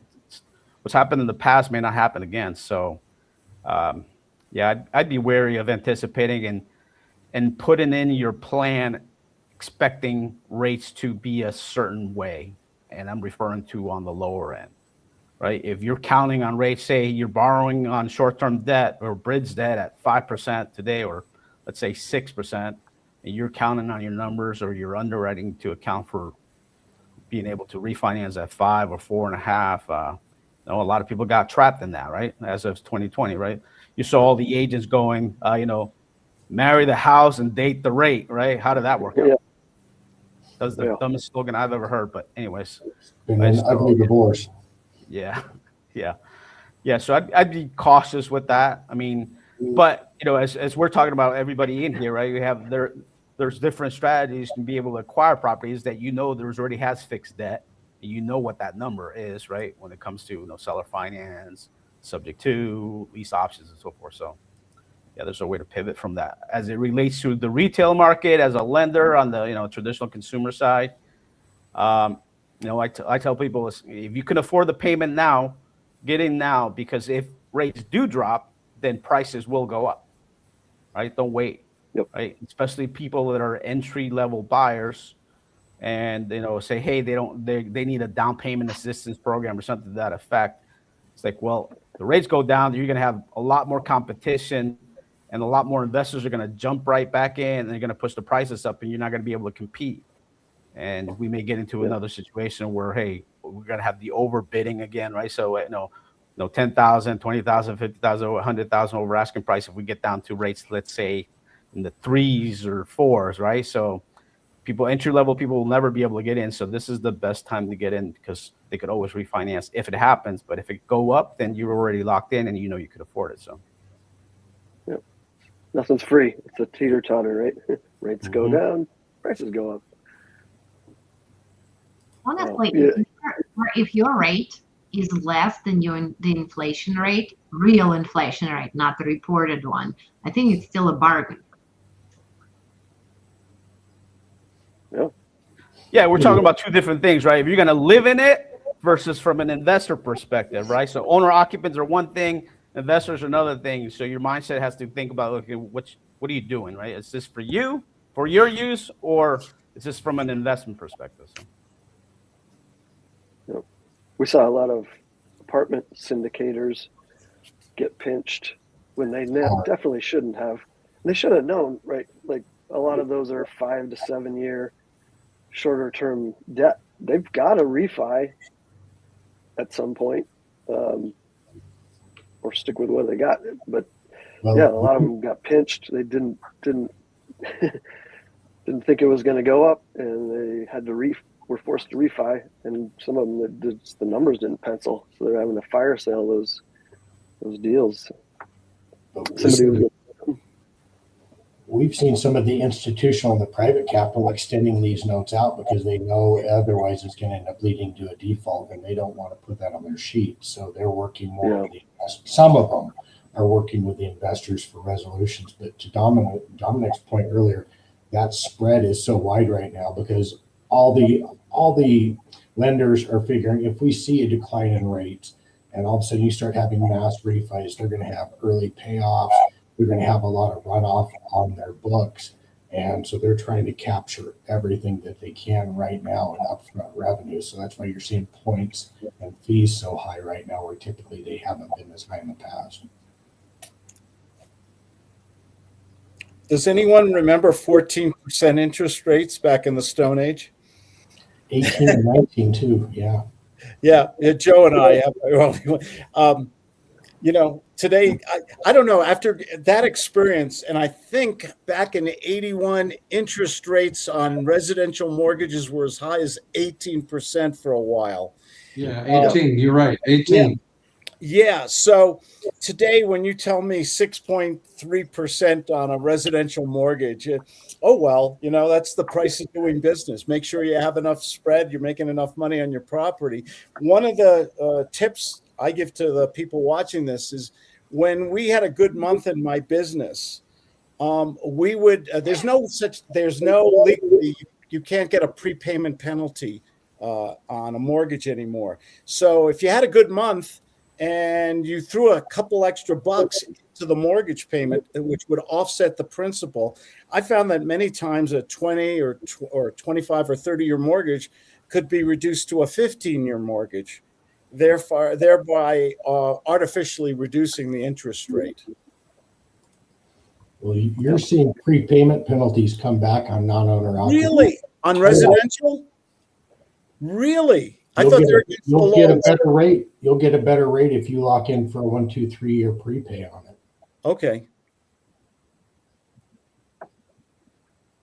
And we're seeing yield maintenance come back on commercial deals, which I haven't seen since the early 2000s. So What's yield maintenance? So yield maintenance is, let's say we finance you on a deal today, James, at 6.5, and the market drops down to 5.5, and you want to refi. It's a form of a prepayment penalty. We're going to capture the spread of that point, and we're going to charge you a percentage of that as a prepayment penalty to exit the note. Mm. So it's another way of saying prepayment penalty, but they call it yield maintenance. And I started seeing those come back about February or March, and I'm like, wow, I haven't seen those for a while. And it's kind of like disco. Everything comes back. You wait long enough, it'll come back. So they're back. I got some platform shoes in the closet somewhere. Yeah, bell bottoms are next. Yeah.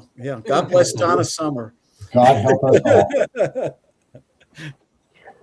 And I was just gonna share, real estate in general is risky, right? And we all know the ups and downs, and sometimes things that happen in the market we can try to prepare for as much as possible. But even myself, hit a wall at some point, over leveraged too many properties, and had to go to my private money lenders and just be like, hey, I can't make these payments, and that's what it is.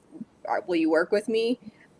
Before I ever missed a payment, and being able to just have them sit down and understand, and I explained it hey, look, here's you loaned me this money because I gave you this projection of what this property would do, and here's what my portfolio is doing as a whole.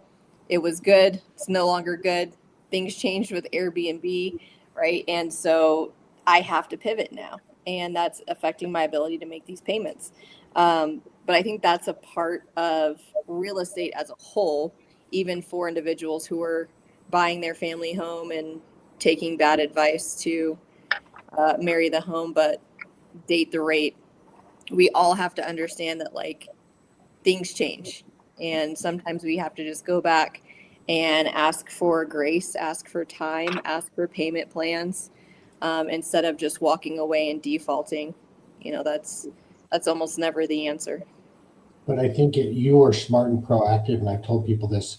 When you get in front of it, when you call them and they're not having to chase you, you're more likely to get a workout. Yeah. Good point. I've been working a bunch of short sales, people facing foreclosure. They don't have that mindset. They don't understand how all this works. And so they just bury their head in the sand until the very last minute. It's sad that they end up in these positions. And I try to help them, but sometimes they can't be helped, unfortunately. Yeah. Well, let's take a break. Hear from our next partner. Are you looking to elevate your business through exceptional content? Universe Media Publishing is your gateway to success. We understand that in the world of business, content is king, but not just any content. Your business deserves content that captivates, convinces, and converts your audience into clients. At Universe Media Publishing, we specialize in crafting SEO-rich web content, persuasive copywriting, and marketing copy that resonates with your audience. We don't just write, we engage, we connect, and we deliver results. Imagine your brand's voice amplified, your message crystal clear, and your presence dominating the digital landscape. That's the power of partnering with Universe Media Publishing. Don't let your business just blend in. Stand out, be heard, and make an impact. Connect with us at Universe Media Publishing, and let's turn your vision into reality. Visit universemediapublishing.com today. Your story, our expertise. Together, we'll create magic. Okay, back to the show. Our next topic, Washington quietly changed its housing strategy. Recently, lawmakers started talking more about building supply instead of subsidies on the demand side. So do you think they'll actually be proactive and help build that supply? Or will they just continue to think short term and put Band-Aids on the problem? Yeah, that article talked about changing the rules for manufactured housing, right? So as an entry-level point for housing, I mean, that is a great niche if you're an expert at that, right? Manufactured housing on the retail side, we can lend manufactured housing. But if you're an investor and that's your niche, whether you're buying those properties, as seller financing through seller financing or sub-2 or acquiring properties on, discounted, however they may be, manufactured housing, I think, is a great niche to get into moving forward as, the cost to own and housing expenses continue to stay up. I think that's an excellent model or business to get into. Yeah. The same with co-living, renting out rooms separately in a house and, getting some economies of scale there. Like Colorado, as an example, passed a statewide law, making it okay to have, there's no limit to how many unrelated people home. And so that's helping with the affordability problem by making some laws like that. So if they follow suit with the manufactured housing, that's going to help as well. So it's a good trend. So it's already happening. I know out here, I mean, Arizona passed a law where you can build two ADUs to a single family property without any restrictions by the city. The city does, or the state doesn't allow for cities to restrict you. HOAs are a little bit different, right? But non-HOA areas, you can. And then on January 1st, to affect basically any single family zoning, you can build up to four units. So you go multifamily up to 4 units on anything that's single family zoned in Phoenix without having to change the zoning. Yeah, they've loosened it up here in Colorado as well. I think there's still some restrictions. I mean, you still have to have a big enough footprint and be able to get your utilities in there. But yeah, they're definitely trying to solve the problems. Are we seeing people actually doing it though? Actually building ADUs? Yeah. Here, and I mean, and it's one of those things, right? So if you already own it and you want to build an ADU, how do you finance it, right? It's usually the issue, the hang up How do we finance that? So it's either through equity, if you already own it, you live in it as a single family, right? So equity financing, getting a home equity loan. But I mean, if you're gonna buy it that doesn't have it, right? No, you could FHA, conventional, Fannie, Freddie, and VA do have a renovation program that allows you to build an ADU as you acquire as well. And then if you want to acquire it off market and as an investor, then I mean you could finance it through through hard money loan and see how you're gonna. Obviously, the ARV has to be there, and you obviously need to find comps, right? So you're buying in an area that already has some other properties. So somebody's got to set the market for those values with ADUs, because that's not a big mix in the market as it relates to resales, right? So, but that I think that's coming. You could do it privately, right? You could borrow privately, set the market, sell it, and then kind of build out neighborhoods that have ADUs, right? And then that just resets the market. That's a good point. I know we had somebody come to our investor association meetup talking about building ADUs, and when we were looking at the numbers as an investment, at least the models that they had where you're building a garage and a unit above, those were expensive. Like they didn't pencil as an investment, at least not initially. It was more of a good fit for somebody that really wanted it as like a granny flat, or there's different names for them, where you're building it, you're getting some value for your family.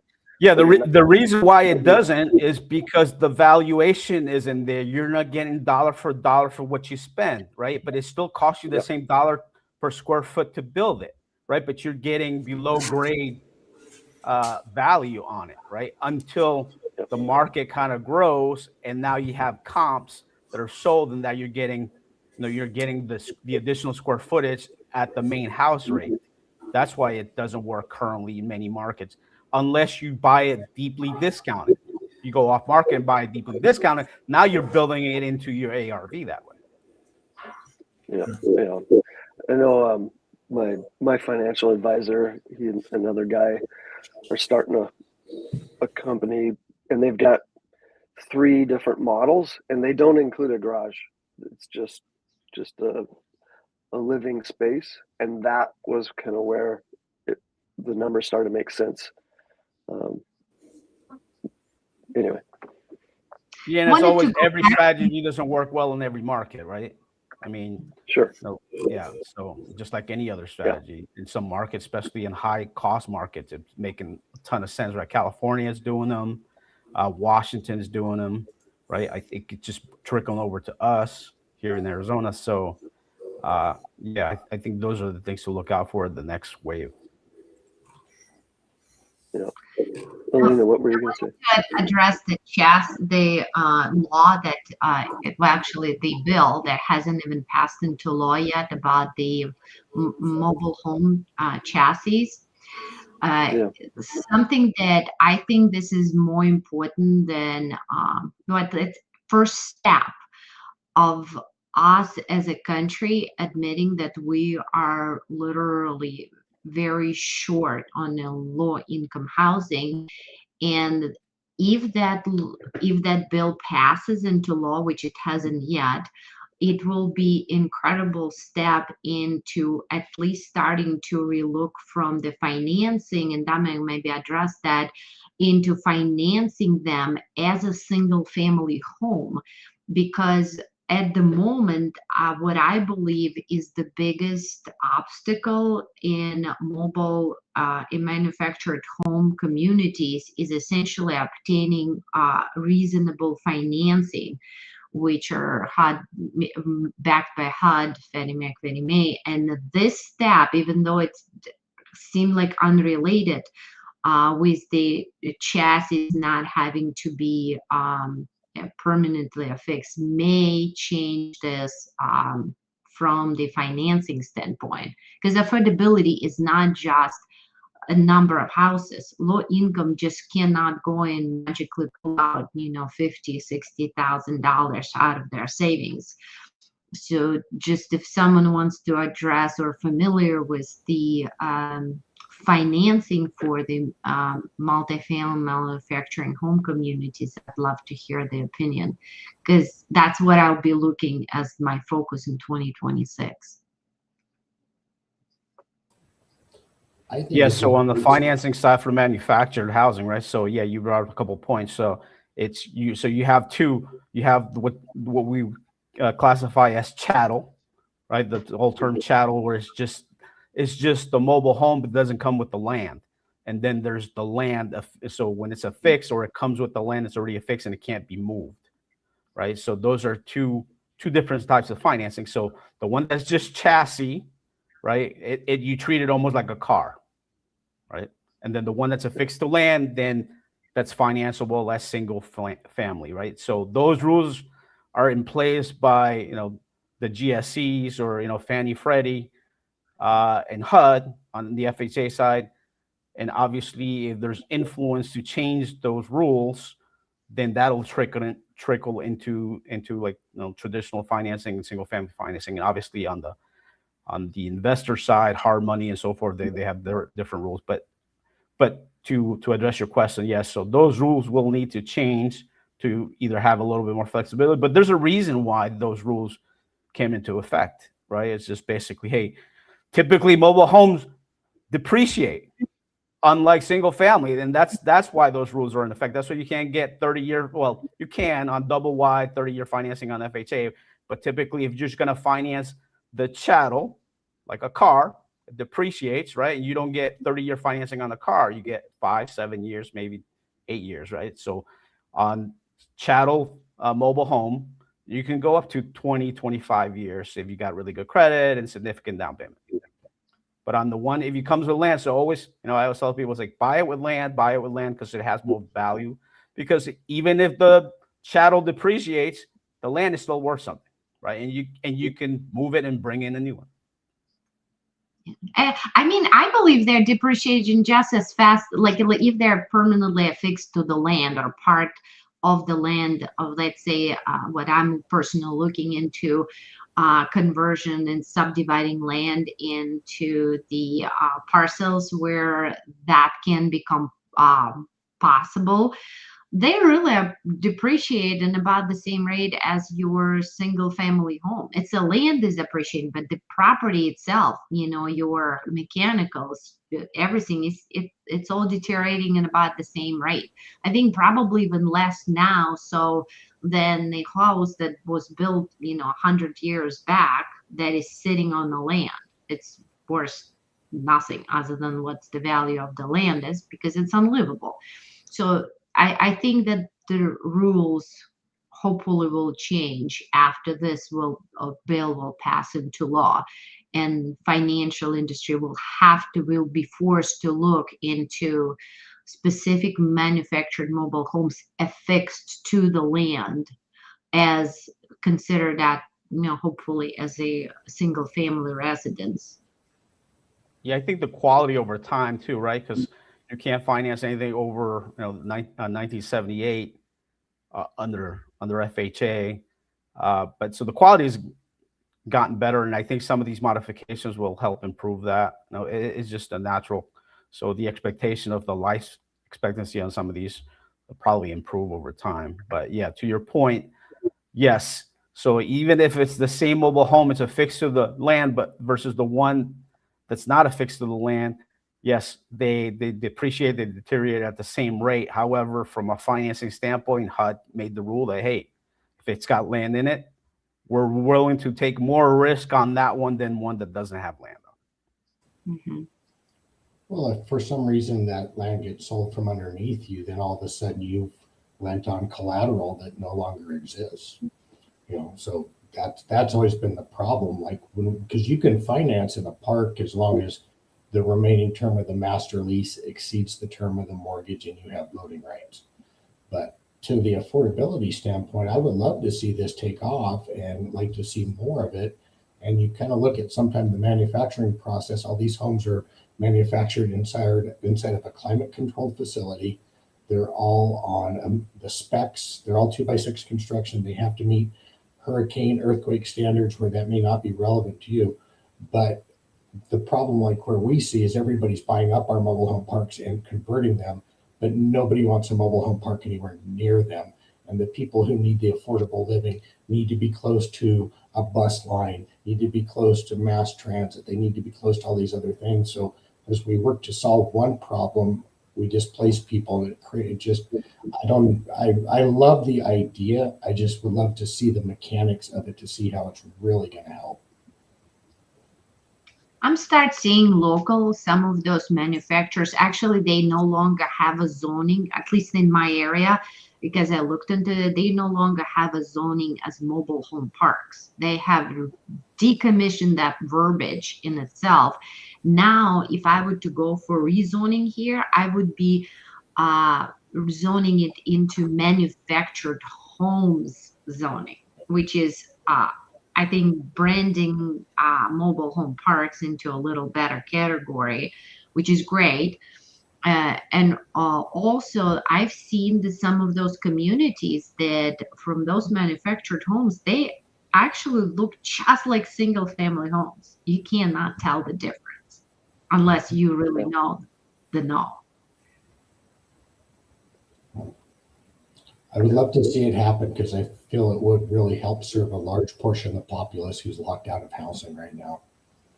Yeah, that would be I'm super excited that next year I've been already looking into this and then seeing if that's something with the regulations coming in and with the, ease of maybe trying to rezone it and finding the place. That's what I would like to refocus, away from my fix and flips and into that. So is this draft legislation, or is this a bill that's already made it out of committee and headed to the House? Yeah. Yes. Okay. It's got sponsorship in the Senate and in Congress as well. Oh, good. Yeah, so some good things are coming, but it's only first baby step. It's just so much more has to happen, but it will be forced to happen if that were to pass and go into the law.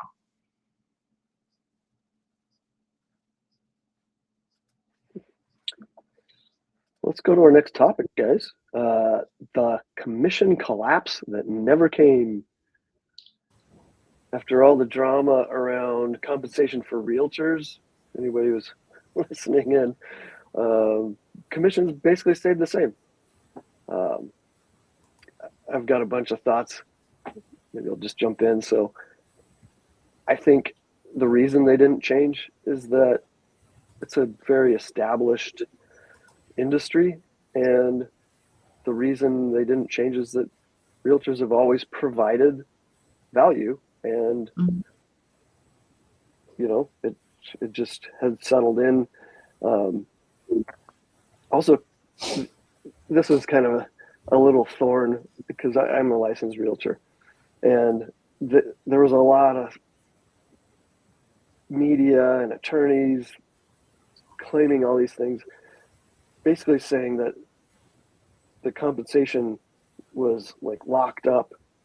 It's always been negotiable, and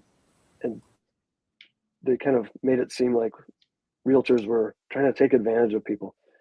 But like I say, it was always negotiable, always has been. Another thing that everybody, all the realtors were like, oh no, what's going to happen here? Well, commercial real estate, it's always been separated. So their compensation is part of the offer, the contract to buy. But residential realtors weren't used to that. It was kind of preset by the sellers. We're getting down in the weeds here, and I'm not explaining it well. But anyway, residential realtors thought the sky was falling, but when it came down to it, nothing changed. This story was probably, it was one of the biggest stories of the year. And it was so hilarious because it was a roller coaster from beginning to end. As soon as the Missouri ruling happened, everybody started pointing fingers at each other. Everybody was pointing fingers mainly at the realtors. And all the people were starting to sell their homes themselves. And they were like, I don't want to give my money to you, and this is unfair. And Oh man, the drama was probably the highest with this story over everything else. Yeah, It was crazy. Yeah. Guess who won in this case? Attorneys. Yes, always. They always win. Yeah. What was their commission percentage, James? Oh My goodness. Yeah, that's crazy. And we'll probably see the backlash because that was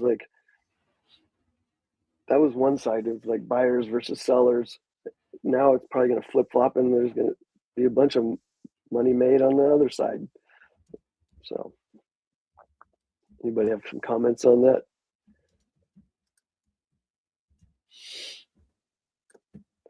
I think I'm the only one that's a licensed realtor right now, right? Yeah. A lot Joe, of talk about nothing. Yeah. Yeah. Yeah. Joe left that world behind him.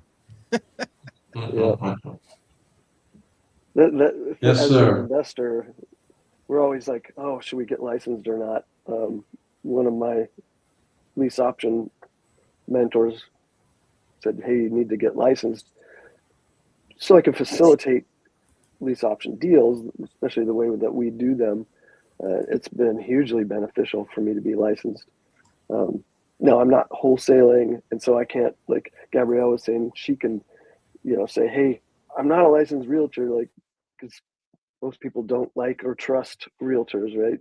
So it's good to kind of use that as a talking point, really, But I find for me, the benefit of being licensed has been beneficial, and especially getting going too. I learned a lot about the industry by going through all the licensing and learning the business from that side of it too. So anyway, so that commission number was that I just found 33.3%. That's absurd. I don't know. That's irony. Yeah, totally. Dom, were you going to say something? Yeah, that's a question since the beginning of time. If you ever got into, whenever you got into involved in real estate as an investor or any method, right, is to be or not to be licensed, right? Is it better or is it not better, right? I've kind of changed my own personal view on it. I used to think, oh, it's not even worth it, or it's a headache, or what do I want to mess with that? And that can be true depending on what your strategy is, right? Yeah. I really believe that. Obviously, if you're doing multifamily, who cares? What do you need to be able, you don't need to do all that, right? But if you work in the single family space, I think it adds credibility, right? Yeah. If you're going to work with agents, right? Who's your avatar in that sense, right? For what we do, right? We work with agents, so it adds credibility.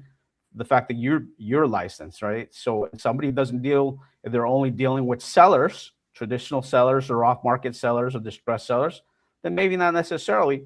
But you could be passing up opportunities where somebody's trying to sell, you can't buy it, or the deal doesn't fit your box. But the fact that you have a license, could you do it as a listing, right? So vertical integration within your model. So you have to think of that. Listen, right? that's the thing I was going to say. The hack is just to have your best friend be a real estate agent. That's it. Solves it all. That too. Yeah. It can be. Like Dominic and I both teach classes for realtors about the rent-to-own strategy. And so I know for me, being also an agent, not some, out of left field wholesaler, creative financing guy that, like they know that I'm held to the same standards and understand how the business works. It opens the door for you, right? Because of what you're doing and who your avatar is, right? It opens the door, gives you credibility. You're part of the crowd or them, right? They view you as that versus an outsider per se, right? And then sometimes you just have to educate people, right? It's like, hey, if this opens the door for me and I can be in the room to educate them on it, so they're not afraid and not scared and don't want to point the fingers. And as Joe mentioned, they don't want to, treat us as, hey, we're different, or we're stealing from them, or it's their money or their commission, whatever that may be, right? So, there's some of that we need to do. Yep. Well, let's go to the next topic. America quietly changed where it was moving. The Sunbelt markets cooled off, while more affordable markets like the Midwest got attention again. Cash flow and predictability started beating appreciation hype. Are you guys seeing that shift where you invest or where you live? Well, I'm in Midwest, so I have to say the difference between our market and then all the, coastal areas was always that we never had the volatility. Even during COVID times, or even in 2008, the crash, after the Great Reset, we never had a huge ups and downs, and been always kind of like wondering how's the property can appreciate like 3 times. Like, well, 20% is great. Here we've seen migration of people from like the cities to the suburbs, from between different areas, but we've never seen big ups and downs like a coastal area. So I think Midwest, for any investor in general, it was before, and it is now, is that we always more stable cash flow asset, and we're not as much of an appreciation strategy here. But again, this is not something new. That's always been like this. The coastal areas always were up and down. This is just another wave of the same thing that happened in the past. Yeah, that's exactly what I was thinking. It seems like most investors are focused typically on the middle of the country because of the stability. It's not volatile, like you said. Yeah. It cash flows, it just doesn't appreciate. Right. Yep. Yeah. You build wealth through appreciation, but you can't count on it. that is another, timeless argument or, debate. Cash flow or appreciation or both. Like, where do you go? And a lot of it depends on where you are in your investing journey and your risk tolerance. There's a lot of factors that go into that.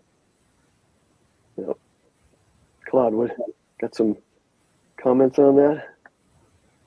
Well, we used to be a hot investment. We were a hot investment market for 2 decades, and then COVID hit. We had mass migration here, and our housing prices since 2015 have almost tripled.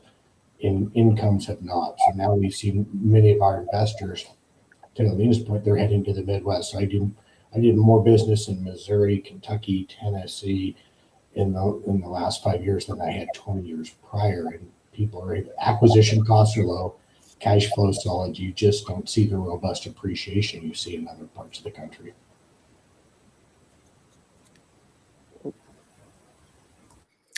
I say always look for the undiscovered country. Look for where the new opportunities are going to present themselves, where the new growth is. Where are people moving to? Where are people retiring to? I'm in a little ski mountain town here, and it exploded when the pandemic hit. It was a quiet, sleepy little town with little $45,000 condos, and now they're $1 million condos here, and multi-million-dollar homes all building. So look for that. Where is the next opportunity? Where's the next best place? And just on the previous discussion, I had a new 18-year-old client, real go-getter kid, an immigrant, by the way. And he said, Claude, should I get a real estate license? I want to learn as much as I can about real estate. Take a guess what I told him. Anybody? I said, get it. And this kid is doing fantastic. He's so entrepreneurial. He's so hungry. He owns a car wash now. He learned everything about real estate, right from the real estate office. And he learned about the law and different strategies and things like that. And maybe instead of spending a lot of money from a lot of seminars, motivational seminars, he was out there in the real world. So, just my take on the real estate agent part. I think for some people, it's the perfect avenue. Yeah. Well, hey, let's keep things moving. Go to our next topic. Recession-proof was a lie. More than one healthcare company apparently sold properties that they owned to REITs, real estate investing trusts, basically big funds, and then did leasebacks. And then they ended up going under, which left these REITs with no tenants. So I think a lot of investors, including these big REITs, maybe just assumed, hey, healthcare is booming. There's so much money in it. They'd be safe investments, but apparently not. And it got me thinking too about the process of underwriting these healthcare businesses. We've underwritten multifamily deals. That's a whole different thing than a healthcare company, And then it got me thinking too, like back when I was doing marketing, graphic design, I had a client that actually his business was going in and evaluating healthcare companies if they were planning on selling mainly, but he could also represent a buyer and help evaluate that business that they're buying it, and getting involved in the property itself. So would you guys assume that those REITs brought in an expert like that, or just winged it and assumed that they were a safe tenant? Any thoughts?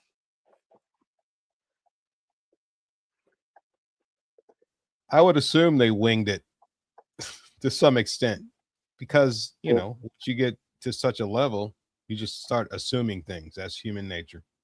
That's my assumption. Hard to say. Yeah, got to do our due diligence in this business. I think healthcare as a whole is such an interesting industry, and there's so much volatility in it, and so. But it's never going away, and the need is always growing. So it's figuring out how you can fit in and what's a good strategy. Yeah. And I think looking at the operator is important too, not just revenues. If we make purchases or are willing to give out loans strictly based on revenues, or more largely based on revenues, and not looking at the operator and their background and their ability to pivot, then we're kind of setting those opportunities up for failure too. Yeah, that's a great point. Great point.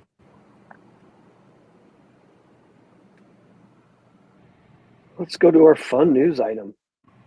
The great lock-in of 2025. Trend of the year. So they're talking about years of uncertainty and inflation and basically exhaustion from the hustle culture.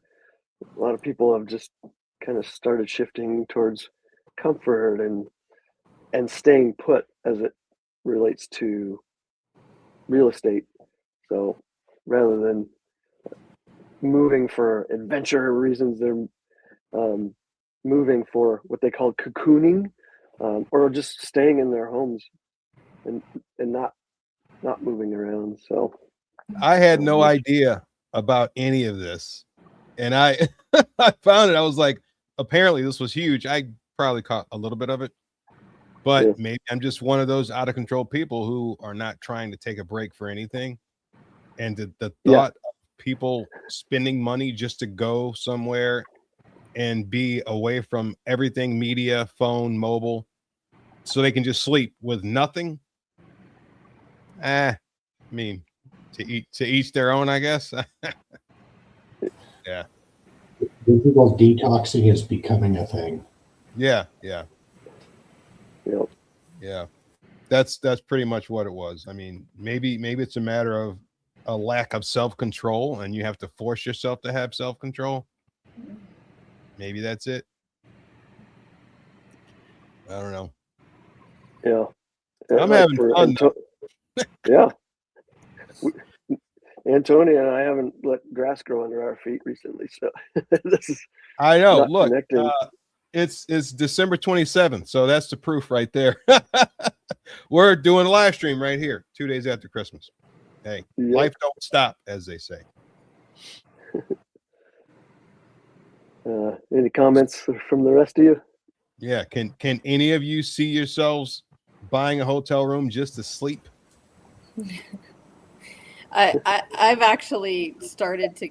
I didn't know this was like a thing, but yeah, I've started to take some of this on just for my own sanity, because I very much have embodied the hustle culture and go 24/7 and work from the time I open my eyes till I go to sleep at night.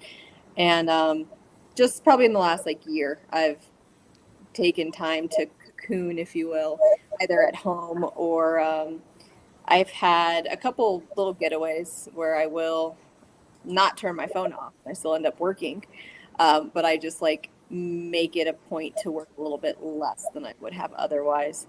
And I do think that it helps kind of recalibrate my mind so that I'm not so high strung in everything constantly.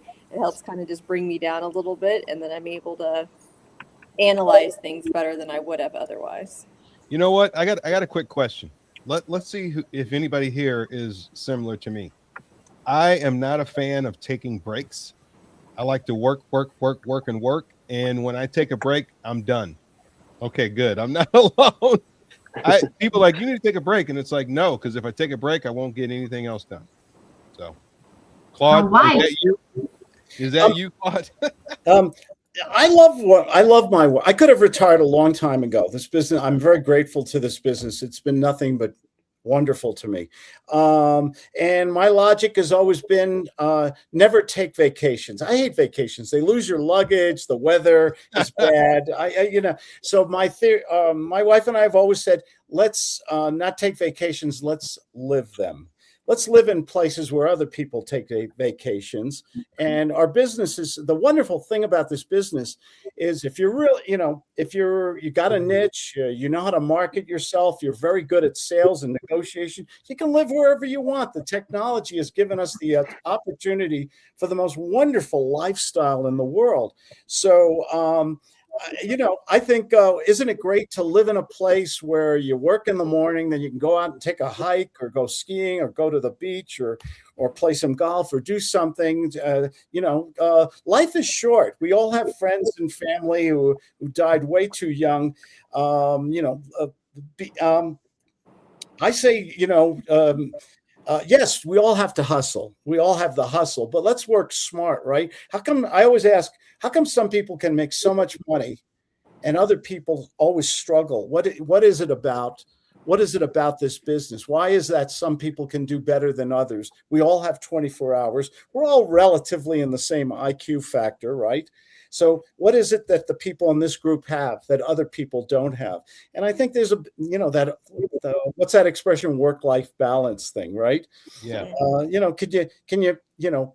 Are you working so that you put a value on your time, knowledge, and energy, or are you just doing a lot of busy work that doesn't give you any gratification financially? If you need work-life balance, you're not necessarily enjoying what you're doing. That's what I think. Yeah. So you have to create a life that you enjoy, Yeah. The thing, I love this business. I can't retire. It's too much fun. I meet wonderful people. It's challenging. It's rewarding. I mean, solving the problems of housing and things like that, while being able to put food on the table and pay, your bills. It's the greatest business in the world. Can we all agree on that? Yeah. Yep. Amen. It really is. And I think, I discovered one thing about myself, and I'll shut up. I used to think I was an introvert, that shy guy and never raised his hand. And then I had a great mentor, and I thought then maybe I'm now an extrovert. And I discovered this year that I became an ambivert. I love to talk to people and start conversations and negotiate deals, but I also like a quiet moment with a good book and go into the corner and, get a nice blanket and read a book and have a good cup of coffee, so that balance, when New York's coming out, I'm saying too much. Any ambiverts? That's my new word of the year. Any ambiverts in the room? I'm pretty sure that's me. Yeah, because I've spent the majority of my life not wanting to be bothered. But it's like once your mindset shifts and your goals start to shift, everything else just changes. Because it's like if you have these goals, if you're this way, you're not going to make it to the goals. So you have to change. Yeah. James, does the squeaky wheel get the grease? James, you're on mute. You're on mute, buddy. Oh. Your mic's not connected. Uh-oh. There you go. Yeah, You got it. I actually was laughing about the hotel. I did have taken one time just use my points to go in a hotel room, just kind of like collect myself and use that time to pause and to think. I thought myself crazy, but I'm like, what else am I going to use points? I already live in a really beautiful location. I travel all the time. I was like, how could I do that? And that's what my use of the points was. And I did kind of giggled a little bit. I was like, yeah, I thought of that myself. I guess I'm just caught in the wind of everyone else doing it. Yeah. All right. Can you hear me now? Yes. Yep. My AirPods died and it muted me. Well, let's jump into our last news topic from nickwignall.com. 5 alternative New Year's resolutions. The article presented 5 alternatives to traditional New Year's resolutions designed to reduce guilt and increase long-term follow-through. These approaches included choosing a word of the year, running short-term New Year's experiments, committing to anti-resolutions, selecting a person of the year to invest in relationally, and adopting a highly ambitious 10x resolution. So, anybody have any resolutions that you're committing to? No. I never do this. And I always think about that thought happens in 2 seconds and it's gone. What do you get? Anybody else do that or what? No, I think what happens with the New Year, I actually did a webinar on that time because it was my background as an NLP trainer and mindset psychology coaching. I think that the reason why people set up the resolutions, which are mostly like a wish list, and then not going after it, is because what they want is indirect contradictions to their values. There's a value conflict within, and they really do not know that. Very common value conflict, as the example would be, people want to create more wealth and abundance, more income. However, their top values are like family, connection, and then they have a deep, very deep fear of rejection, as well as they are averse to money, or they have a wrong belief in what money truly is. And that would create literally a dead gridlock on any New Year resolution. And then people's like, well, yeah, I wanted to do this. Or the health, right? The health is one of the most common resolution goals, is to create, better body or have more energy. And then they set a goal of, let's say, pounds. How many pounds you're going to lose?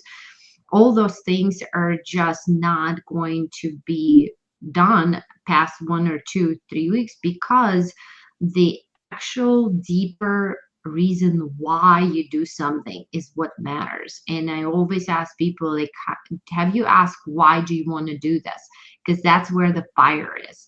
And if you ask yourself for anything that you wanted in the past and maybe you haven't achieved it, or you haven't had that fire burning long enough, is keep asking why. If you want to go and lose weight, why? Well, I want to have better health, why? And then 7-layer deep, if you had that strategy, that would be the main suggestions that I would give. Nice. What's your purpose? Mm-hmm. Which should come down to your purpose. My resolution is to never have resolutions, basically. People set these once-a-year goals, the health, lose weight, and everything that Alina just said. I think one of the things I do every day, I have a to-do list. I write down every day what I want. I get into you can develop good habits. I exercise every day. I run, I swim, I sauna every day. I try to speak to at least 5 new prospects or follow-ups every day. Daily consistency is better than just doing this once a year silliness. Okay, you have to have a consistent routine and behavior, and you can accomplish wonderful goals.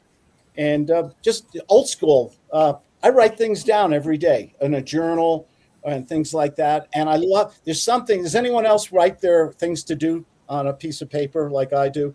Isn't there a certain wonderful satisfaction when you cross those things off? Don't you love that? And you say at the end of the day, hey, I had a good day. Look at all the things I got done. And you can also be a little critical of yourself. Look, I didn't get anything done that I wrote down. And then maybe carry it over to the next day. Constant reminder. It's always better to physically write things down, because that's a physiological connection to your brain that technology doesn't give us. Yeah. Yep. And I actually bought one of those clickers, when you go to an event and they're clicking the button for when people come through. I bought 2 of those that I could set on my desk. So if I make a cold call, boop, I hit it. And then at the end of the day, I write it in an actual paper calendar. Yeah. Smart. Yeah. That came from Russ Lagan. He's got a cool book called Be Followable. And he's like, turn it into a game. Otherwise, there's just some power into gamifying things like that are painful. Now, maybe Claude has systems and structure, and I think it's Tony Robbins said you will rise or fall to your systems and your structure. Yes. Yep, I've heard that. Motivation is fleeting. It comes and goes. So that's why New Year's resolutions. By Valentine's Day, everybody quits going to the gym. They start drinking and eating chocolates again because the motivation has gone away. That's right. Yep. I don't do the resolutions, but last year was the first year that I started off by saying, okay, I have a phrase. And you mentioned the article was recommending having a word of the year. Last year, 2025, my phrase was, how you do one thing is how you do all things. And so I don't quite know what my phrase is going to be for 2026, but just making that a phrase that could stick in my head, that I would recite constantly, helped me be more productive and not delay things, because I had a tendency to be like, oh, I'll do it later or tomorrow or whatever. And I'm still relatively highly efficient in most things that I do, but I was delaying things more than I would like to. And so utilizing that phrase, how you do one thing is how you do all things, really helped me just get more on it. Love it. I got to go, guys. I'm sorry. All right, Claude, how can people connect with you? Oh, your audience is so beautiful and intelligent. I don't need to promote any. They just have to Google Claude Diamond if they like, or my phone number is 619-206-5960 if they want any of my books or anything. Thank you so much for interesting conversation. I really appreciate it. And I wish nothing but health and prosperity in 2026 to everyone in the room and everyone watching. Thank you. All right. Awesome. Thanks. Thank you. Here, guys. Cool. All right. Well, that covers the news portion of the show. I'd like to thank our sponsors, United States Real Estate Investor Advertising, Universe Media Publishing at universemediapublishing.com. And of course, thanks to our guests, Paul Anderson, Joe Bodek, Claude Diamond, Alina Herman, Domenic Danino, and Gabrielle Simmons, and of course, Antonio Holman, our founder and producer. Why don't you guys let people know how you can connect? We'll start with Paul. If you want to reach out to me, I just recommend going to verticalfundingcapital.com. I'm also known as Boise Lender on all the social media platforms, so I'm always available for consultation calls and love to work on creative deal flow. So I want to thank Antonio. Thank you, James. Thank you. It's great to do this again. And next year, let's plan to do it again. Let's talk about what's going on in socialized New York with their rent control. There we go. Yeah, for sure. I'll line up the first topic. All right, Joe. I want to thank you guys for having me. Thank you, Antonio. Appreciate your invite. You can reach me, guys, at realestatementoringusa.com. Real easy to remember. realestatementoringusa.com. Or if you want to call me at 484-297-2152. Really easy to find me. Or you could Google me. You probably find me that way too. But once again, it was nice meeting all you people, and look forward to doing it again. Joe, I'm waiting for you to rock us on out with the outro with those guitars you got back there. So next year, get ready. Year I'll have it down for you next year. Yeah. Perfect. That'd be awesome. Let's see, Alina. Oh, well, gosh, this was actually really good. I love the news articles. It's been the most interesting to discuss. You guys always have the most amazing crew coming in and the most amazing guests. So thank you so much for putting in the work and perseverance and to putting it together. I know how much willpower and passion and discipline it takes to put this together. And again, if anybody wants to reach out to me, I'm on LinkedIn, and if you search Alina Herman, you should find me in there. You can also contact me at alina@idxm.com. If anyone interested or have any questions about personal development, business growth and strategies, or tech IT. So it was my pleasure. Thank you so much again. Awesome. Domenic.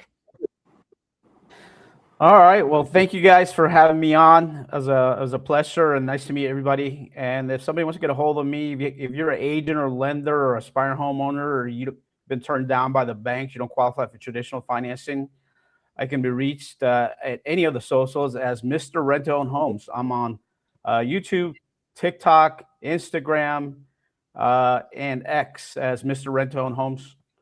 Yeah, I'd be more than happy to help you if you're in a situation where you can't qualify for traditional financing. Cool. Gabrielle. Yes, you can find me by going to our website, dealmakersco.com.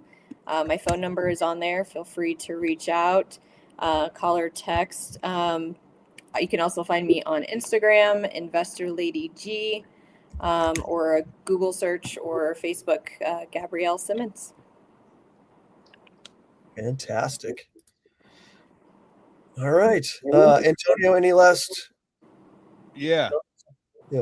I got one last thing, which, we're on, we're flying by the seat of our pants. So as I said before, I don't have any resolutions, but the more we kind of thought about it and talked about it, I was like, oh, I do have something, but I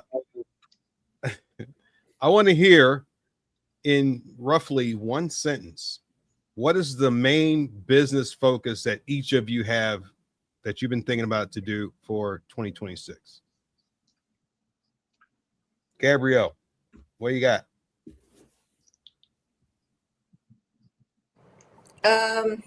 I'd say personally, just for myself, goal is to acquire my first commercial property.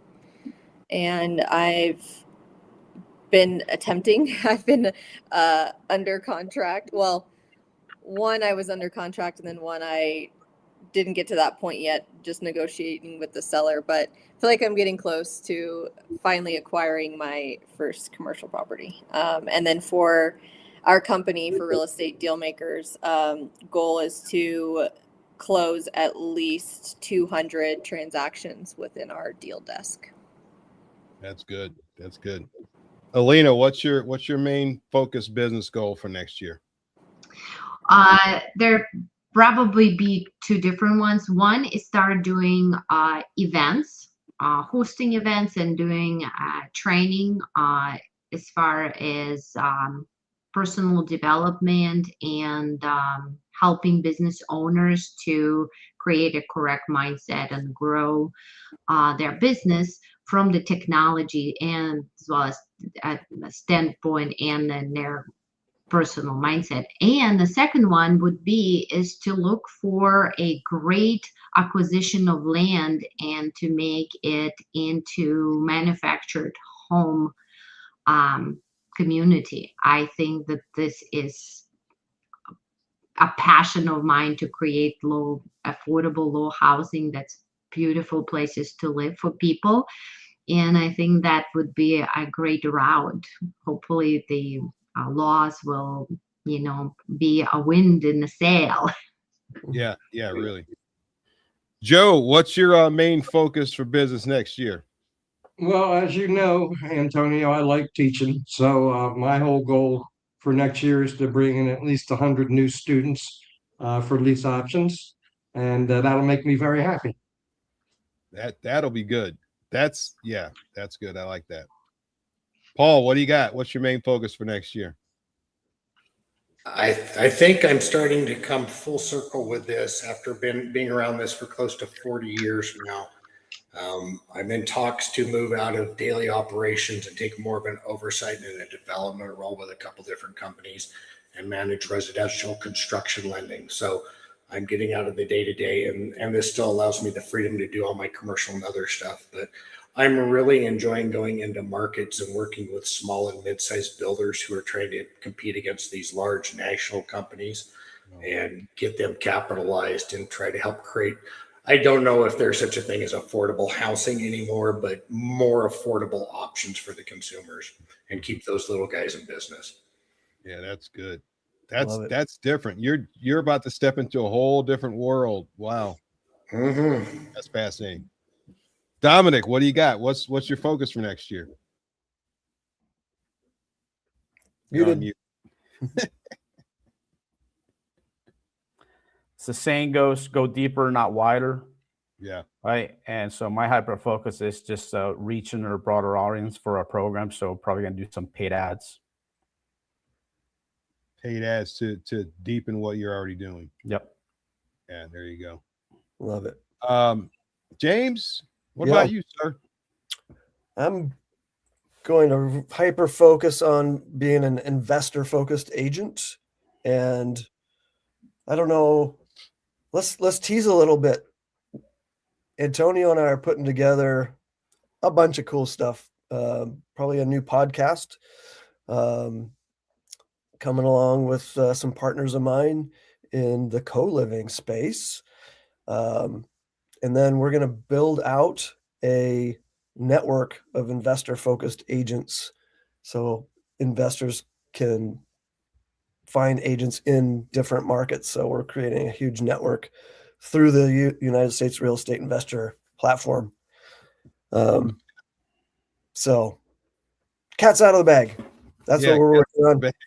Yep. We have a lot of things that we've both been kind of working on and brainstorming on that are starting to intertwine intelligently, which is super cool because this year should be the year. I don't see anything stopping at this point where I can actually launch Real Expert Talks where we can have people like you find expert people on the platform to help other people get personal one-on-one insights from you directly on video calls. So that'll be amazing. So eventually I'll have to talk to you each and get you in the fold on that. My main focus of what I'd like to do for the platform is I'd like to really increase the research data that we can provide for people like you. because if you don't have the proper data, it's still a lot of guessing, a lot of people talking to this person, that person. But if you have the hard data and the numbers from previous years, previous months, previous decades, that helps so much more in the future to make smart decisions. So that's one of the smartest things that I think we can do is increase real data and give it to investors to help them move farther. So that's my focus there. Fantastic. Cool. Well, let's close it out. If anybody wants to connect with me, you can go to Linktree/partner with James Brown. And if you want any help, reach out to me. You can also go to jamesbrownrealestate.com/coaching. Let's see, follow and subscribe to This Month in Real Estate Investing at thismonthinrealestateinvesting.com or your favorite podcast app. And if you run across any interesting news, events, or have suggestions for expert guests like we had today, feel free to share by emailing Antonio at UnitedStatesRealEstateInvestor.com. And remember, when one door closes, another door opens to financial freedom. See you next year.